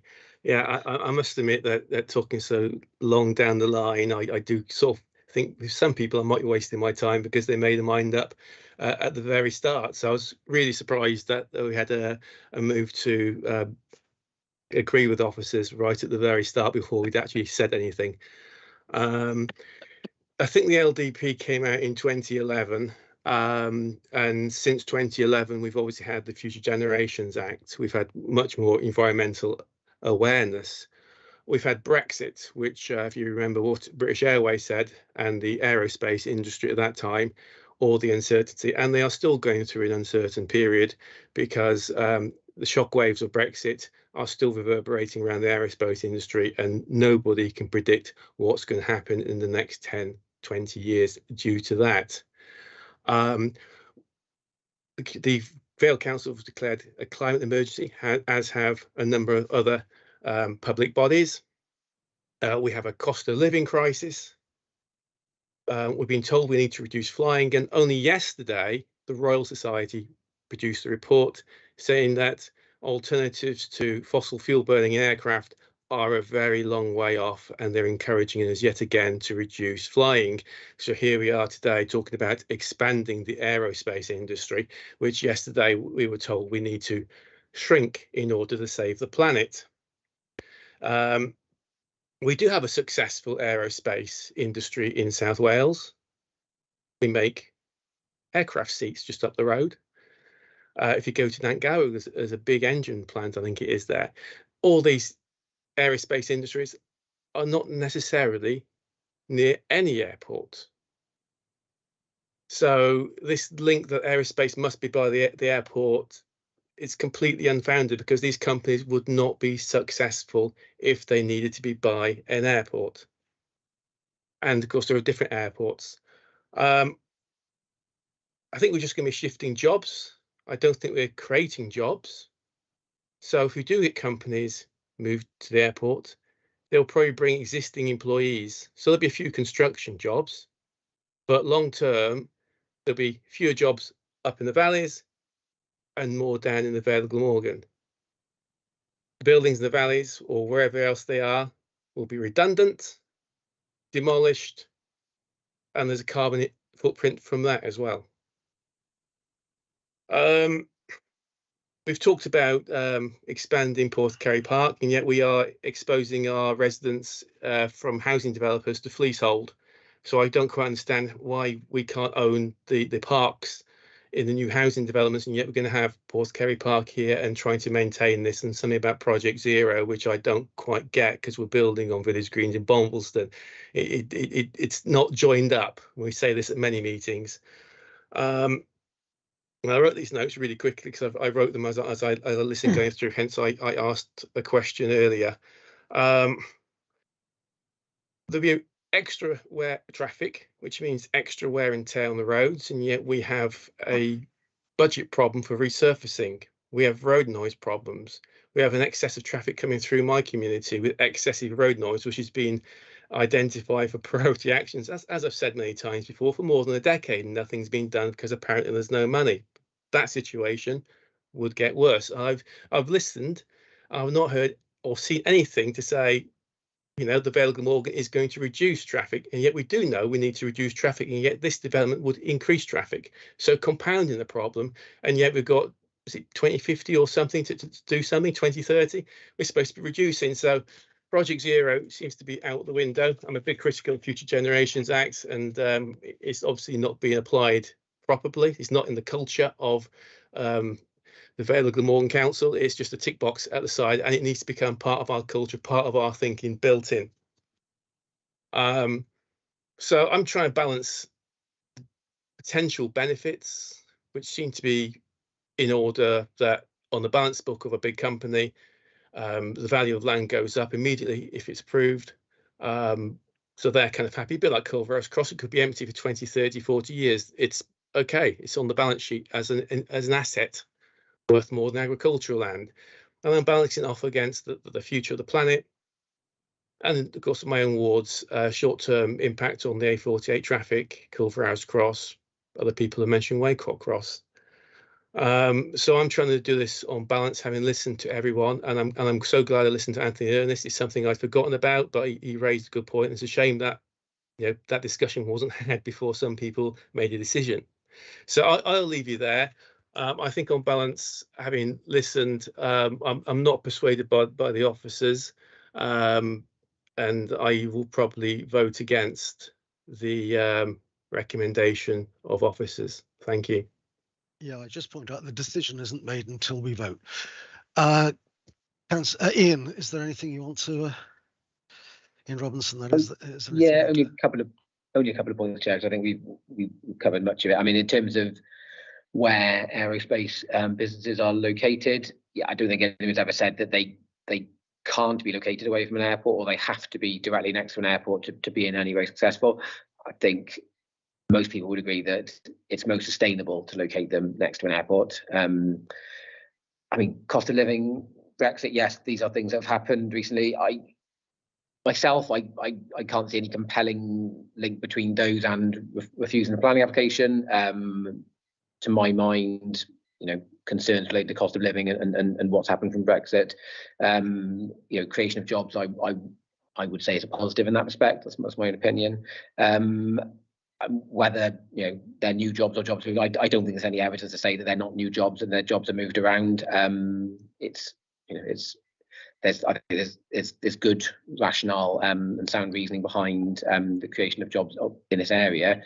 I don't think that it's a case of not being joined up. I just think it's a case of it's not a single issue. Development that brings much needed housing, or development that brings much needed jobs, inevitably will bring some traffic. But as I mentioned earlier, we can't look at this as a single issue. So there are always some issues, some negatives that go with things that bring positives, and it's about making the balance. And it's not about me trying to persuade Councillor Perry or persuade members. I'm here to present the facts, and I've had a lot of questions put to me about certain issues, and in some cases I've given my opinion, in some cases I've given things which are a matter of fact in relation to its allocation. It's not my job to persuade anybody, it's just there to respond to the questions and say these are the facts about planning policy, these are the facts about what the development is, and then members to take those into account when they weigh this up for themselves. Thank you. Right, I've still got two hands up. One is being Councillor Bruce. I know, three hands up. One being Councillor Bruce, who was requested to be left to the end. So the next one is Councillor Johnson.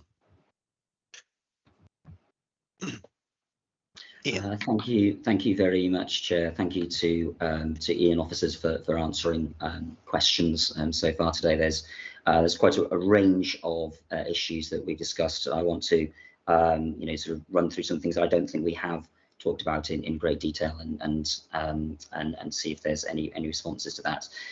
First, I'd like to start by I think Ian, planning officer, has talked a lot about the role of this application within the local development plan, and the suggestion that not quite that sets things in stone, but that's the principle.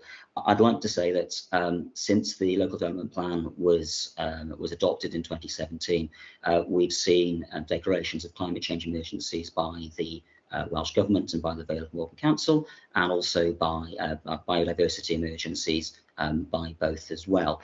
And that's to me that's relevant, because we look through through this and through the purpose of this as an application, and we look at that in the context of the documents that have been generated by Welsh Government since then, including Future Wales and Llwybr Newydd.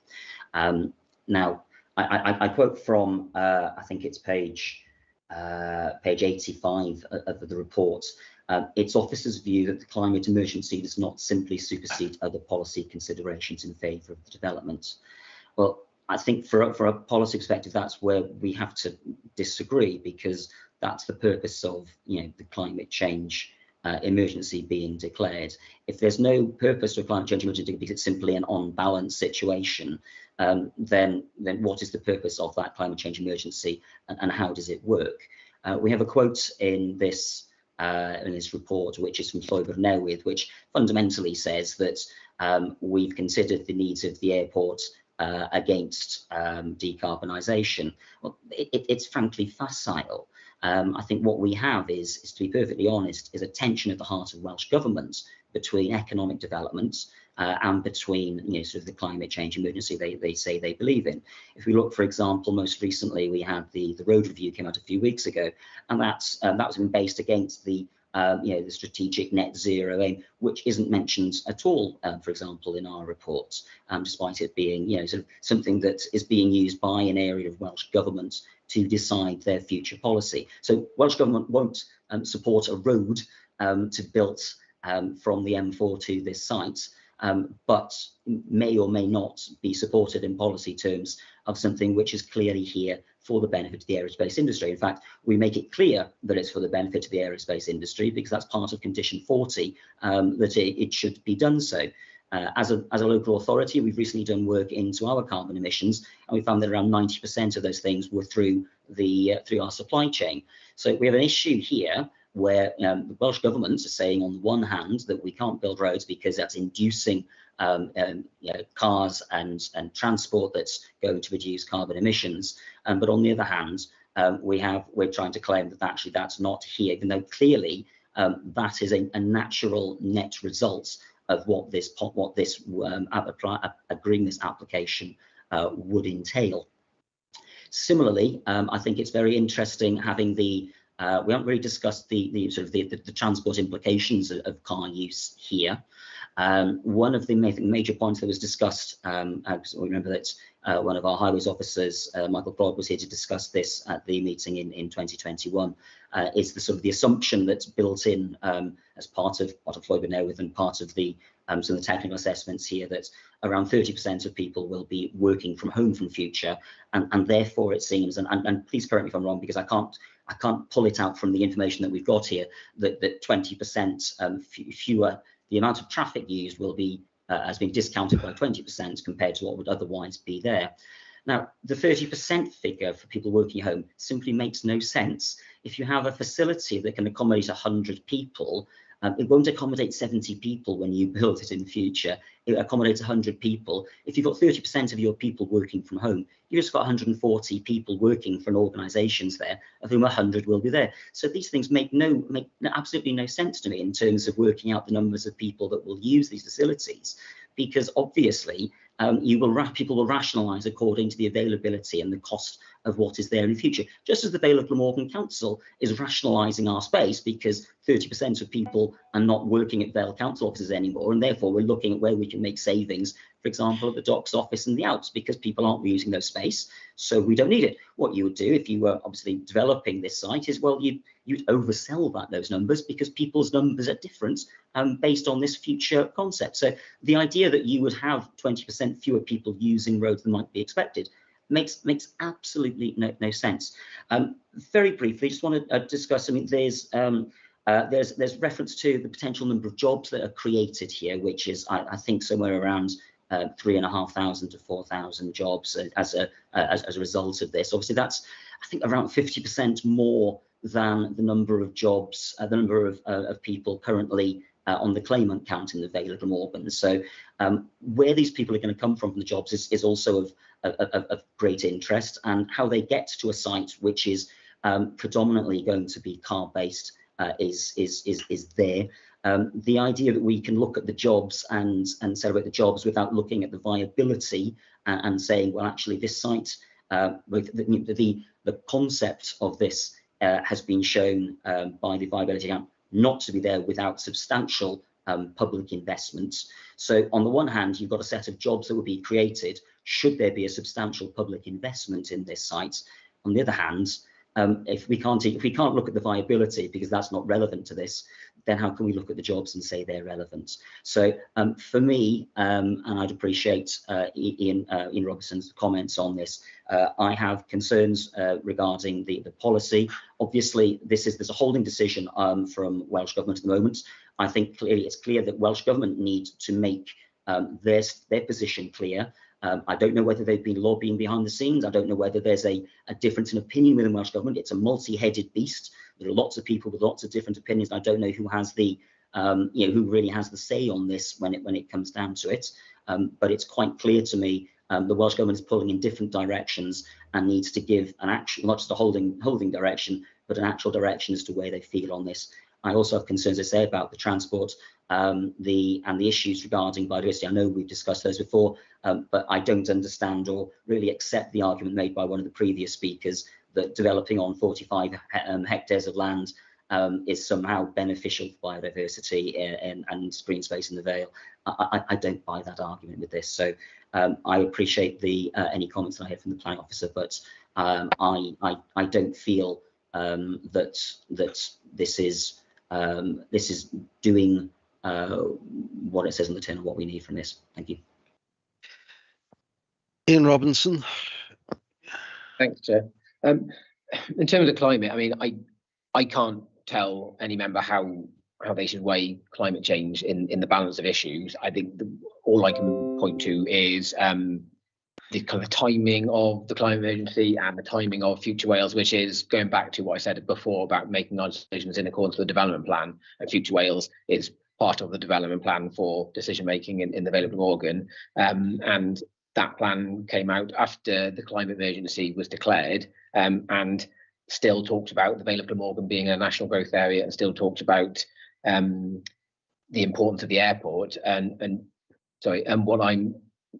we have to make our decisions in accordance with that, and the LDP going forward has to conform to national policy. So that's why, for us, considering climate is not the only thing. It's part of the wider balance, because we know as planners in the Vale of Glamorgan that we have to have regard to what Future Wales says.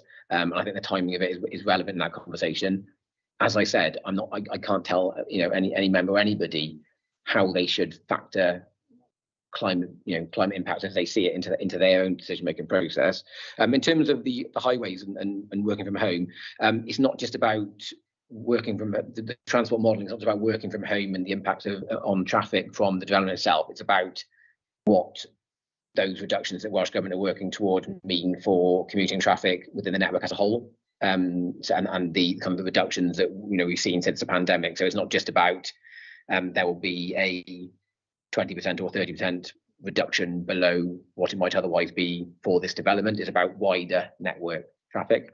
And in terms of biodiversity, again, there would be the loss of some habitat at the moment, but the proposals involve the creation of different types of habitat and habitats which can and would be able to support a different and richer, more diverse range of ecology than the land at the moment does, for example. So it's not an exact science in that respect. It's not about losing this many hectares versus gaining this many. It's about what's being provided, the nature of the habitat, and that's why the ecologists and NRW haven't raised any objection, because they see the provision in the mitigation as being sufficient to counter the impact of the development. Can I, Chair, can I just raise one other thing, just really quickly, if you don't mind? It was just around the Councillor Johnson's reference to the local development plan and its adoption. And I think one thing just to be aware of when you consider that the local development plan was finally adopted in 2017, that adoption was subject to a public inquiry, as Ian has advised, but the plan has been subject to what's called an annual monitoring report for every year following its adoption, where the policies and the allocations and everything that's in it are subject to review, like a mini review, and we consider how successful they've been. And that report is passed on to Welsh Government, and they will, if they have any concerns at all with the plan's longevity, or there's any view at all that it may be becoming out of date, they would require the plan to be subject to review. Now we've now hit the automatic review date of the plan, and that's why we have started a review. But it's important to note that the Welsh Government have considered those annual monitoring reports for this council has produced since 2018, and that plan has been held to be sound right the way through from that date. So just to reiterate, and that would have been after any declaration of climate emergency from both Welsh Government and this council. So just to point that out. Thank you, Marcus. Sorry, Ian, can you hopefully be brief? Of course, I'll be brief, aren't I? Always, Councillor Thomas. Just very quickly, just want to come back to Ian Robinson on the national growth area, because he's mentioned that, I think, twice tonight. And now, in my reading of policy 33, which is Cardiff, Newport, and the Valleys. So for me, that doesn't seem to include the Vale, because those three areas are quite tightly noted within that. So I just want to clarify, whether you're referring to that in how you're referring to that, because that's not my reading of that policy. Thank you, Chair. It's a really good question. It's a question we had of Welsh Government as well, because it wasn't explicitly obvious to us. So we have put that point to Welsh Government, not in relation to this application specifically previously, just to obviously clarify our understanding of what our position is in the national context. Welsh Government have clarified we are in the growth area. The reason you might think we were but not be sure is because there's a map in Future Wales that is patched and shows the Vale being within the growth area on a map. It doesn't say it as explicitly as it should do in words. The Welsh Government have clarified that for us. Thank you. Right, next, again, skipping Councillor Bruce, Councillor Williams. Eddie. Thank you, Chair. Yeah, this has been a really interesting discussion and debate, and certainly highlighted some additional issues that from previous planning committees, and I appreciate that. In particular, things like the railway line and the drainage and things like that. I think for me, most of those have been answered. As far as the employment is concerned, I recognise there is going to be a reduction. There is a percentage of working from home, but I wouldn't believe that, and that they're more likely to be administrative. I think that this site is the employment type will be different to that. So therefore, on that basis, I don't think that 20% applies. The answers have been given for me as far as the viability, and also the points about we're going to make a decision tonight. If we're concerned about the Future Wales and the LDP being not quite up to date against the environmental issues that the Welsh Government have put forward, then they'll have that opportunity to address that. So in my mind, we can make a decision on all the other planning reasons, and for me they've been accommodated in the report, particularly the drainage sewerage. I thought that was a key one for me, but we put that as that no work can be carried out until there's a proper plan. So things like that have been answered. So on balance, I think that, well, I'm going to support this the officer's recommendation. I just thought I'd need to say that, rather than, as somebody said to me in the past, you've voted but you haven't made clear why you've made that decision. So I have done on this occasion. Thank you. Thank you, Councillor Williams. Councillor Payne. Hello. Helen. Thank you, Chair. Yeah. I've kind of listened and considered all elements of this. There were some things I had that have been answered. The attenuation ponds surely are not concrete, because they're just holding for, this is to Ian possibly, they're holding for, their storage of water, for drainage, for, rainwater, things like that. They're surely not concrete. Can I just clarify that? I've got a few other things as well, Ian, so I'll go through. My rail question has been answered, and this links in with the active travel plans, and I'm assuming the hub in Barry as well. It's all in with those kind of plans. The drainage has been answered, but one of the things that I'd raised previously was around public rights of way and rerouting public footpaths. I'm assuming that one of those public footpaths was redirected, so I'm assuming that still stands. Yeah, the rights of way can be protected. I said whether diverted, but the maintenance of routes through, even if not the exact same route. Drainage, yeah, the attenuation ponds, they would be essentially a natural feature. The purpose being to sort of like throttle back and delay the kind of the flow of water. So it minimises or reduces runoff rates, but no, they're natural feature within infiltration rather than being kind of concrete structures. Albeit we haven't got the exact, I couldn't tell you what the exact design, the exact size composition, but they're generally natural features. Thank you, Ian. Councillor Perry, I see you've got your hand up again. I mean, you have contributed twice now, and I'm just wondering whether this is something very brief or whether it's going to be another. I remember once, but very quickly, yeah. So the highway works, the taxpayer will be paying for the highway works, whether it be the Welsh Government or the Vale Glamorgan Council, basically, because a set of traffic lights is a six-figure sum, and the access is going to cost the public sector, by the sounds of it, an incredible amount of money. I'm just wondering, can you just clarify who would be paying that? Because people have said it would be us. I just want to clarify that. Like Ian.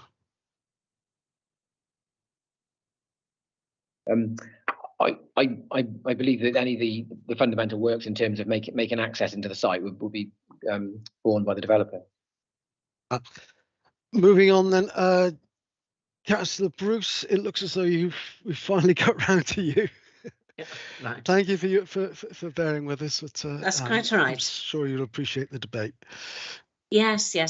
Oh, yes. I mean, I've listened intently. And as one of the Roos ward councillors, I have talked to people, I have read everything, I've listened to people for and against the development, and I've also looked at the amount of money, the S106 money, that could be allocated from this development, and actually I'm appalled at the amount agreed upon was only 500k, and that money would not even be available for projects in the Roos ward. The viability report shows that it is not a viable proposition and that the Vale of Glamorgan Council will also lose 3.2 million in S106 concessions.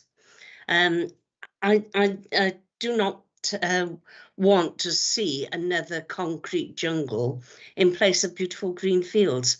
Before long, the Vale of Glamorgan will lose all its natural beauty and will no longer be a tourist attraction.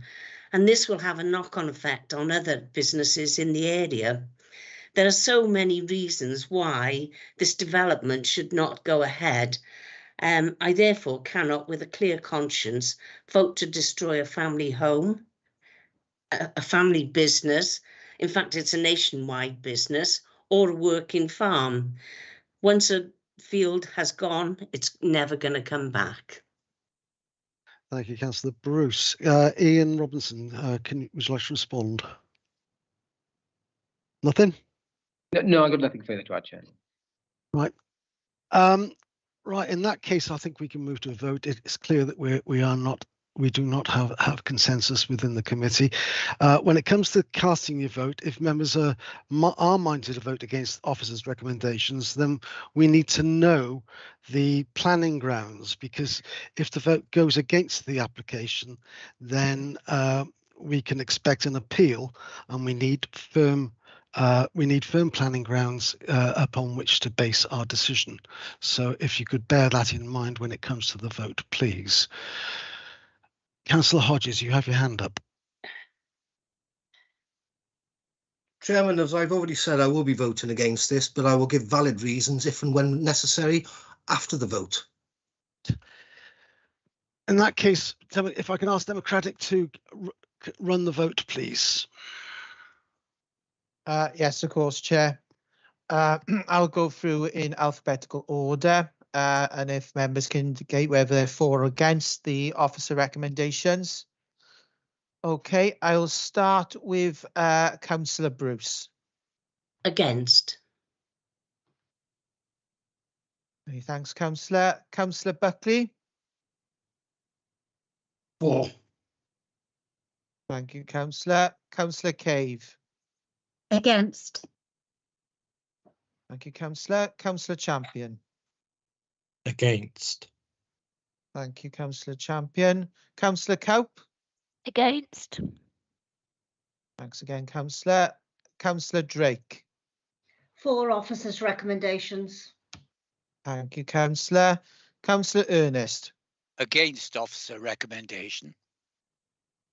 Thank you, Councillor. Councillor Gilligan. All recommendations. Many thanks, Councillor. Councillor Hodges. Against. Thank you, Councillor. Councillor Johnson. And I'd have been against. Thank you, Councillor. Councillor Payne. For officers' recommendation. Thank you, Councillor. We'll go then to the Vice Chair, Councillor Perks. For officers' recommendation. Many thanks, Councillor. Councillor Perry. Yeah. Here we are. Yeah, independent councillor, independent mind. I'm against officers' recommendations. Okay, thank you very much, Councillor. Councillor Stallard. An erbyn, against. Thank you, Councillor Stallard. Turn to the chair, Councillor Thomas. 4. Thank you very much, Councillor. Councillor Williams. 4. Thank you, Councillor. And lastly, we've got Councillor Wilson. 4. Many thanks, Councillor. Just tallying through, Chair, just to be sure we got the right numbers. I make it 8-4 and 9 against. Yep, that's what I make it too.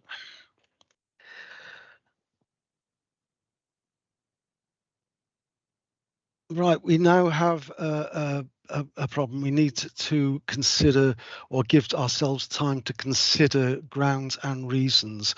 Ian, perhaps you'd like to address this matter, please.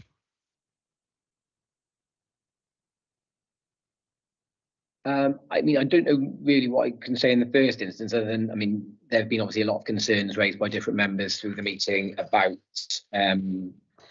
various aspects of the development they're concerned with.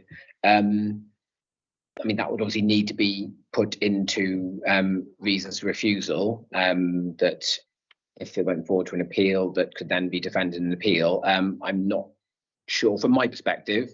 I'm not sure exactly what the content of that reason might be. I think it would need to be led by members, but then, you know, officers, we need to think about our role in this, our code of conduct with the RTPI, and and the input we can have in respect of something which is not in line with what we see as, you know, our professional judgment on the matter. So Chair, just to sort of highlight the fact Ian's made there, as your officers are all members of the Royal Town Planning Institute, and this application has been considered with a recommendation, but also is that recommendation follows an allocation in the local development plan. Your officers, while giving some advice on what recommendations come up, cannot present or prepare recommendations or reasons for refusal for this application, as it would be contrary to their professional code of conduct.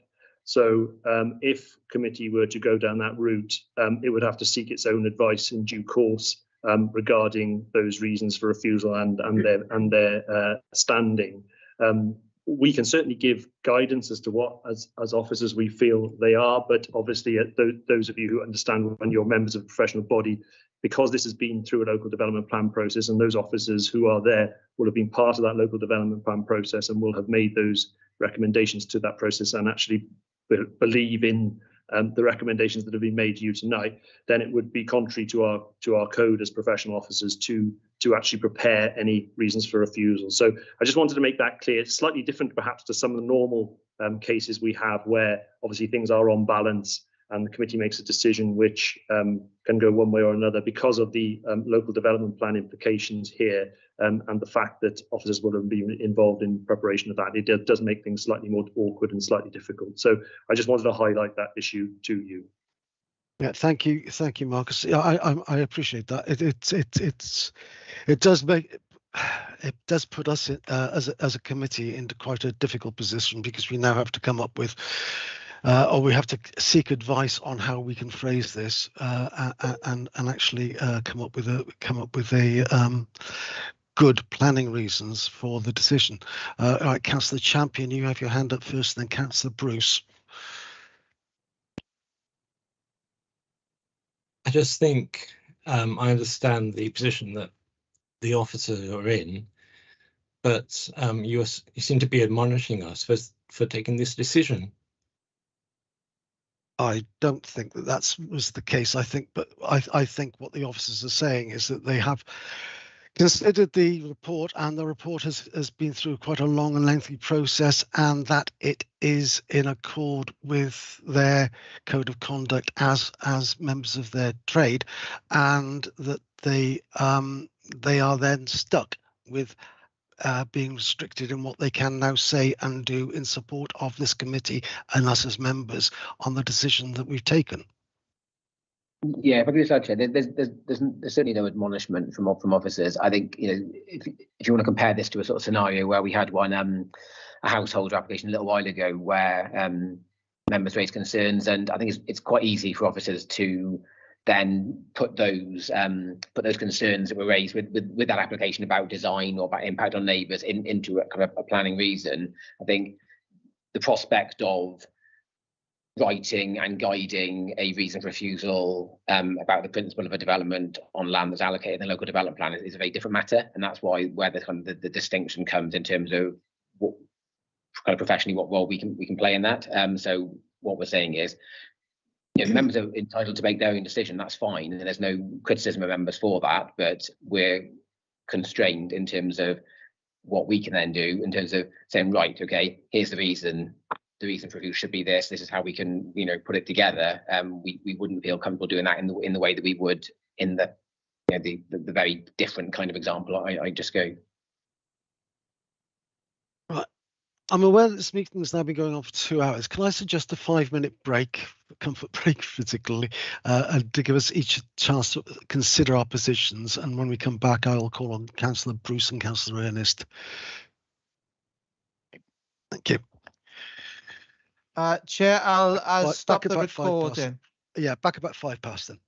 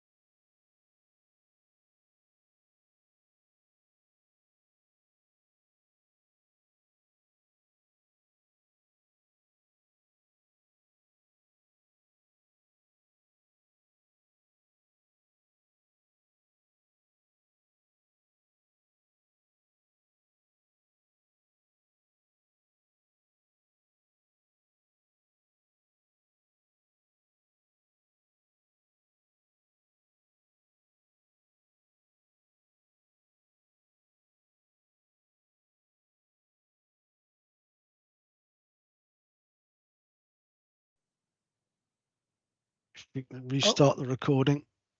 Bear with me, Chair. I'll start the recording. Ask my colleague to restart the live stream as well. Okay. Yes, please. Thank you. It started according to that. Thanks for bearing with us. Anthony, you have your and Councillor Ernest, you have your hand up first.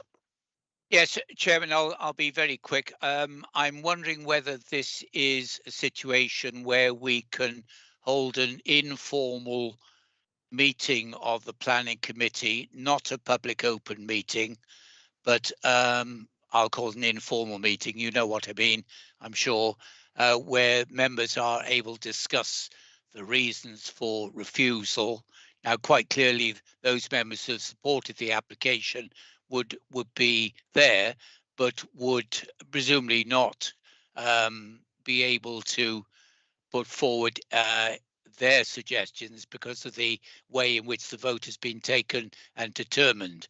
Now, if Democratic tell me that's not feasible, it seems to me the only other way we can do is to hold possibly a special meeting of the planning committee where each of us come up with our reasons, having had adequate time to consider them and put forward our own personal reasons, or maybe there's some other mechanism. But that's all I have to say, Chairman. Thank you. Yeah, thanks for that. I suspect we might need to take professional advice outside of our own offices in order to resolve this. Yes, I accept that, Chairman. I mean that is another option. I'm just wondering, of course. Yeah. I'm just. First of all, Councillor Bruce, you have your hand up next. Yes, I was just going to say that I'm very prepared to help give any information or help write a report, whatever is needed at any time. Yeah. Thank you. Representing the ward. Yeah, Councillor Perry. Here I am. Okay, yeah. So we're here in this situation again. It's not the first time that the planning committee has been stuck when the committee has gone against officer recommendations. And I do hope, like in a certain other case before, we don't go to another vote and change our minds. I will say that the Vale Glamorgan Conservation Officer did recommend refusal.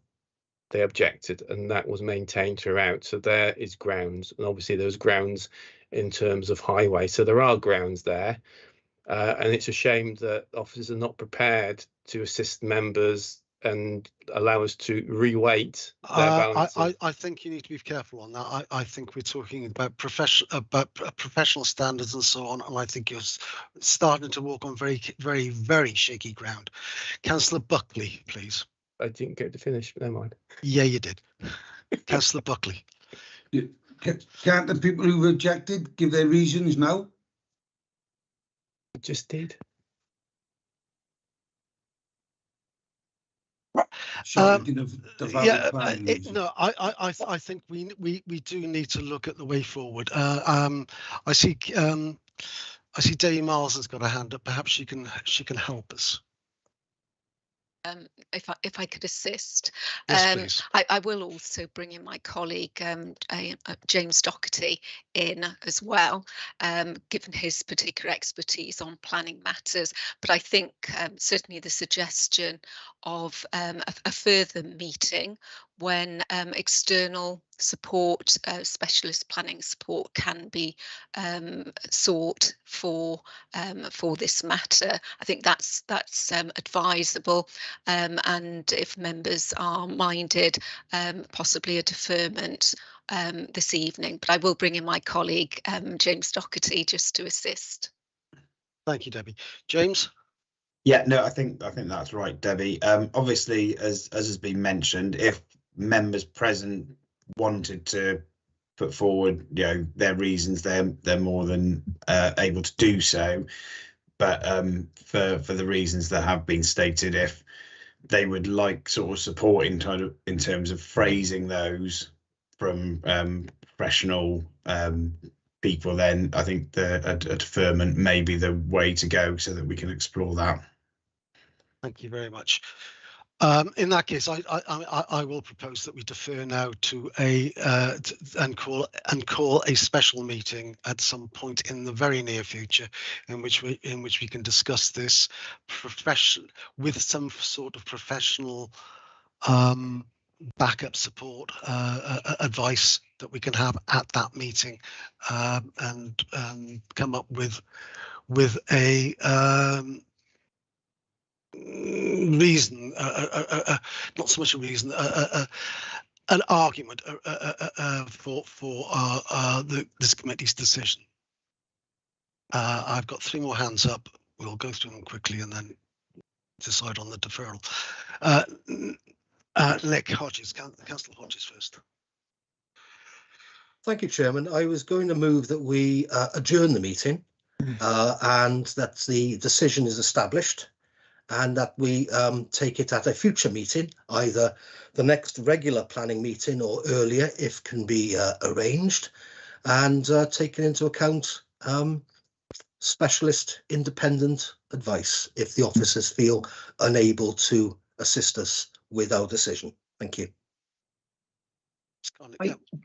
Just on that, Chair, just to, if it gives members any comfort again about the role of officers, I think from our perspective, it's the best thing for members in terms of what members will want is planning kind of advice and planning representation that makes the most compelling case for them. And that's not to say that your officers here will be awkward. And whilst we're saying that there is kind of guidance we could give about certain things, where we would stray into difficult territory in terms of the code of conduct would be if we try to actively make the most compelling case to make that argument. And there's kind of, and I think that's, you know, what this case would need, and what members' position and members' case need is that, you know, that planning advice to actively make a compelling case as possible. And that's, it's not us being awkward, it's that's what we wouldn't be able to do. And if someone challenged us on it and said, well, hang on, you know, you've written this LDP, you've advocated this LDP, you've advocated for this report,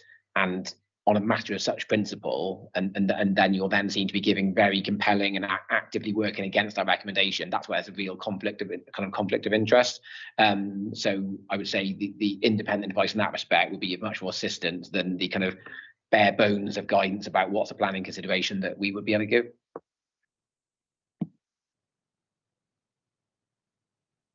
Yes, thank you, Ian. I certainly appreciate that and understand that point of view. We still have 2 hands up. Mark Wilson first, and then Eddie. Yeah, thank you very much, Chair. Just a couple of points here. I mean, obviously, first point here that we got to make sure that, you know, we've listened to the debate. We've had a good debate today. We've had lots of different views. Obviously, you know, the vote has gone as it were. We've got to respect the views of the planning committee going forward on this. But we also got to bear in mind that we've got to put something forward which is sustainable, which will mean that the council, if it goes to appeal, has got a good chance of succeeding. And so really, we've got to think of very professional, detailed reasons as to why we should reject the application, because that's what the committee voted for. And obviously, I think it's vital that we do take our time, and we'll take as long as it takes, to be quite honest with you. I don't think we should rush this, but equally, I'm a Democrat. I respect the decision of the planning committee, and we need to get there, but we need to get there in a way that takes into account all the discussions that we've had, but is sustainable. And I think that's the ultimate point.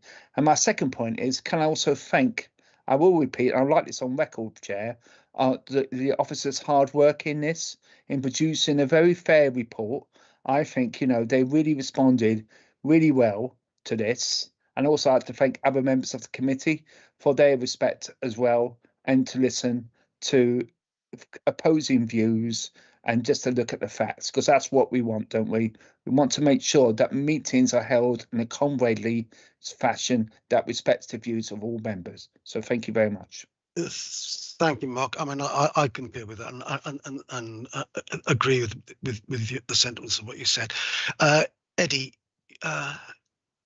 Yeah, thank you, Chair. I accept people have different reasons for making their decisions. What I'm struggling with at the moment, some of the people who put the views forward. For example, Councillor Perry's justified on the basis the conservation officers refused it. Some have put the reasons for the viability. Well, we know there was an answer for that. The economic, whether the employment, those were two areas I think brought a bit of concern with. But I just find it odd that we're here now trying to find reason. You know, I would have thought that the process we've gone through, we've made our decision based on the reasons, and those at least should be just put on the table now, and then we can take that to some expert to provide that technical expertise, which we've done previously on previous applications. I appreciate that probably needs to happen, but I think we should have the reasons for the refusal now before we go any further, so that we don't expand the discussion further prior to the next planning meeting. Again, Chairman, can I just say I have to disagree. I think we'd be completely wrong at 6:20 this evening in putting decisions or recommendations on the table. We've just had a 425-page report to committee, and to expect members, with great respect to Councillor Eddy, I always respect his views, but I think we need time to put this together. We've heard from the monitoring officer, we've heard from the legal officer as well, and I think the appropriate course of action is to either defer or hold a separate meeting in whatever timescale is required, and we have that professional advice, independent professional advice, in other words, not from officers, but from an external facilitator to help the committee to form its objections in this case. Thank you. I think I tend to agree with you, Anthony, on that. Sandra, you have your hand up, and then Marcus, if you don't mind. Thank you, Chair. What I would say is, we've all had our separate reasons why we voted for or against. Obviously, the people who voted against, that's prevailed today. But I just think if you voted against, you obviously have strong planning reasons why you voted against this. And I think, like Councillor Williams has said, now is the time to say, put on record what your objection is as in a planning view. I think you don't have to have a discussion now. We don't have to have anything else, but just I think people who voted against should actually say what they voted against it for in relation to a planning rule.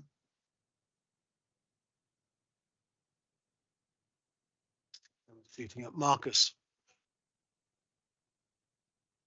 You mute. I hear you. Sorry, Chair. Just to add that there is a document called the Development Control Manual, which has been produced by Welsh Government, which advises on and guides in situations, and this is one of the situations where it does advise a deferment to consider, for councillors to consider their reasons to go forward and to assess that along the lines recommended actually by Councillor Ernest. So although you could take some views on what the reasons are that people are unhappy about voting against it, that shouldn't actually preclude for example, seeking advice to understand and consider that in the future. So, for example, Councillor Perry mentioned the conservation issues, and an advisor may well look at that and say to you, well, actually, the LDP allocation was undertaken when those conservation issues were exactly the same, and therefore the weight you could attach them is very limited. For example, I'm just throwing that out there as a little bit of well, by all means, you could ask for some concerns of members. We've heard a lot of those concerns today, but actually, if you look at the Welsh Government Development Control Manual, it does recommend deferring and allowing you to get your own advice around how you would wish to proceed forward. So I wanted to just put that out there. Thank you, Marcus. Debbie, I see you've got your hand up again. I'm hoping for guidance. I'll be very, very brief, and it's to echo the point that Marcus made. I think it's fair to say throughout the lengthy discussion on this matter this evening, members have set on record some of their concerns, and that will inform the reasoning. But it is to give that time, as Marcus quite rightly says, to have the opportunity to take further professional advice, which obviously for very good reasons our planning colleagues are not able to offer that to you this evening. So it is pausing, taking the advice and then making the decision and setting out those fully considered reasons. Thank you for that. In that case, given that, and I do see that there's still 3 hands up, but given that the advice we just had from the monitoring officer and from others, I think the consensus seems to be that we need to adjourn or defer. Either way, it doesn't matter. We need to come back and to a special meeting to consider this at the earliest convenience, and I would ask our democratic officers to facilitate that, please. With advice from and also arrange for some sort of special advice, and again, democratic could perhaps facilitate that. Is that okay? Yeah, Chair, we'll have a look into that, and we'll obviously consult with our colleagues in legal and monitoring as well. Thank you very much indeed. And unless I see any comments to the contrary, that's where we're at. The next proper meeting, I think, is the 29th of March. But no doubt we'll be seeing each other before then. So, Chair, do you just want to formalise that with a vote? We usually would have a vote to defer, and I'm conscious that whilst you moved it, I'm not sure it was seconded. And just approval that way, just to I think it was dot the I's and cross the T's. Yeah, I'm happy to second that as well. Yeah, there we go. Chairman, can I ask the difference between deferment and adjournment?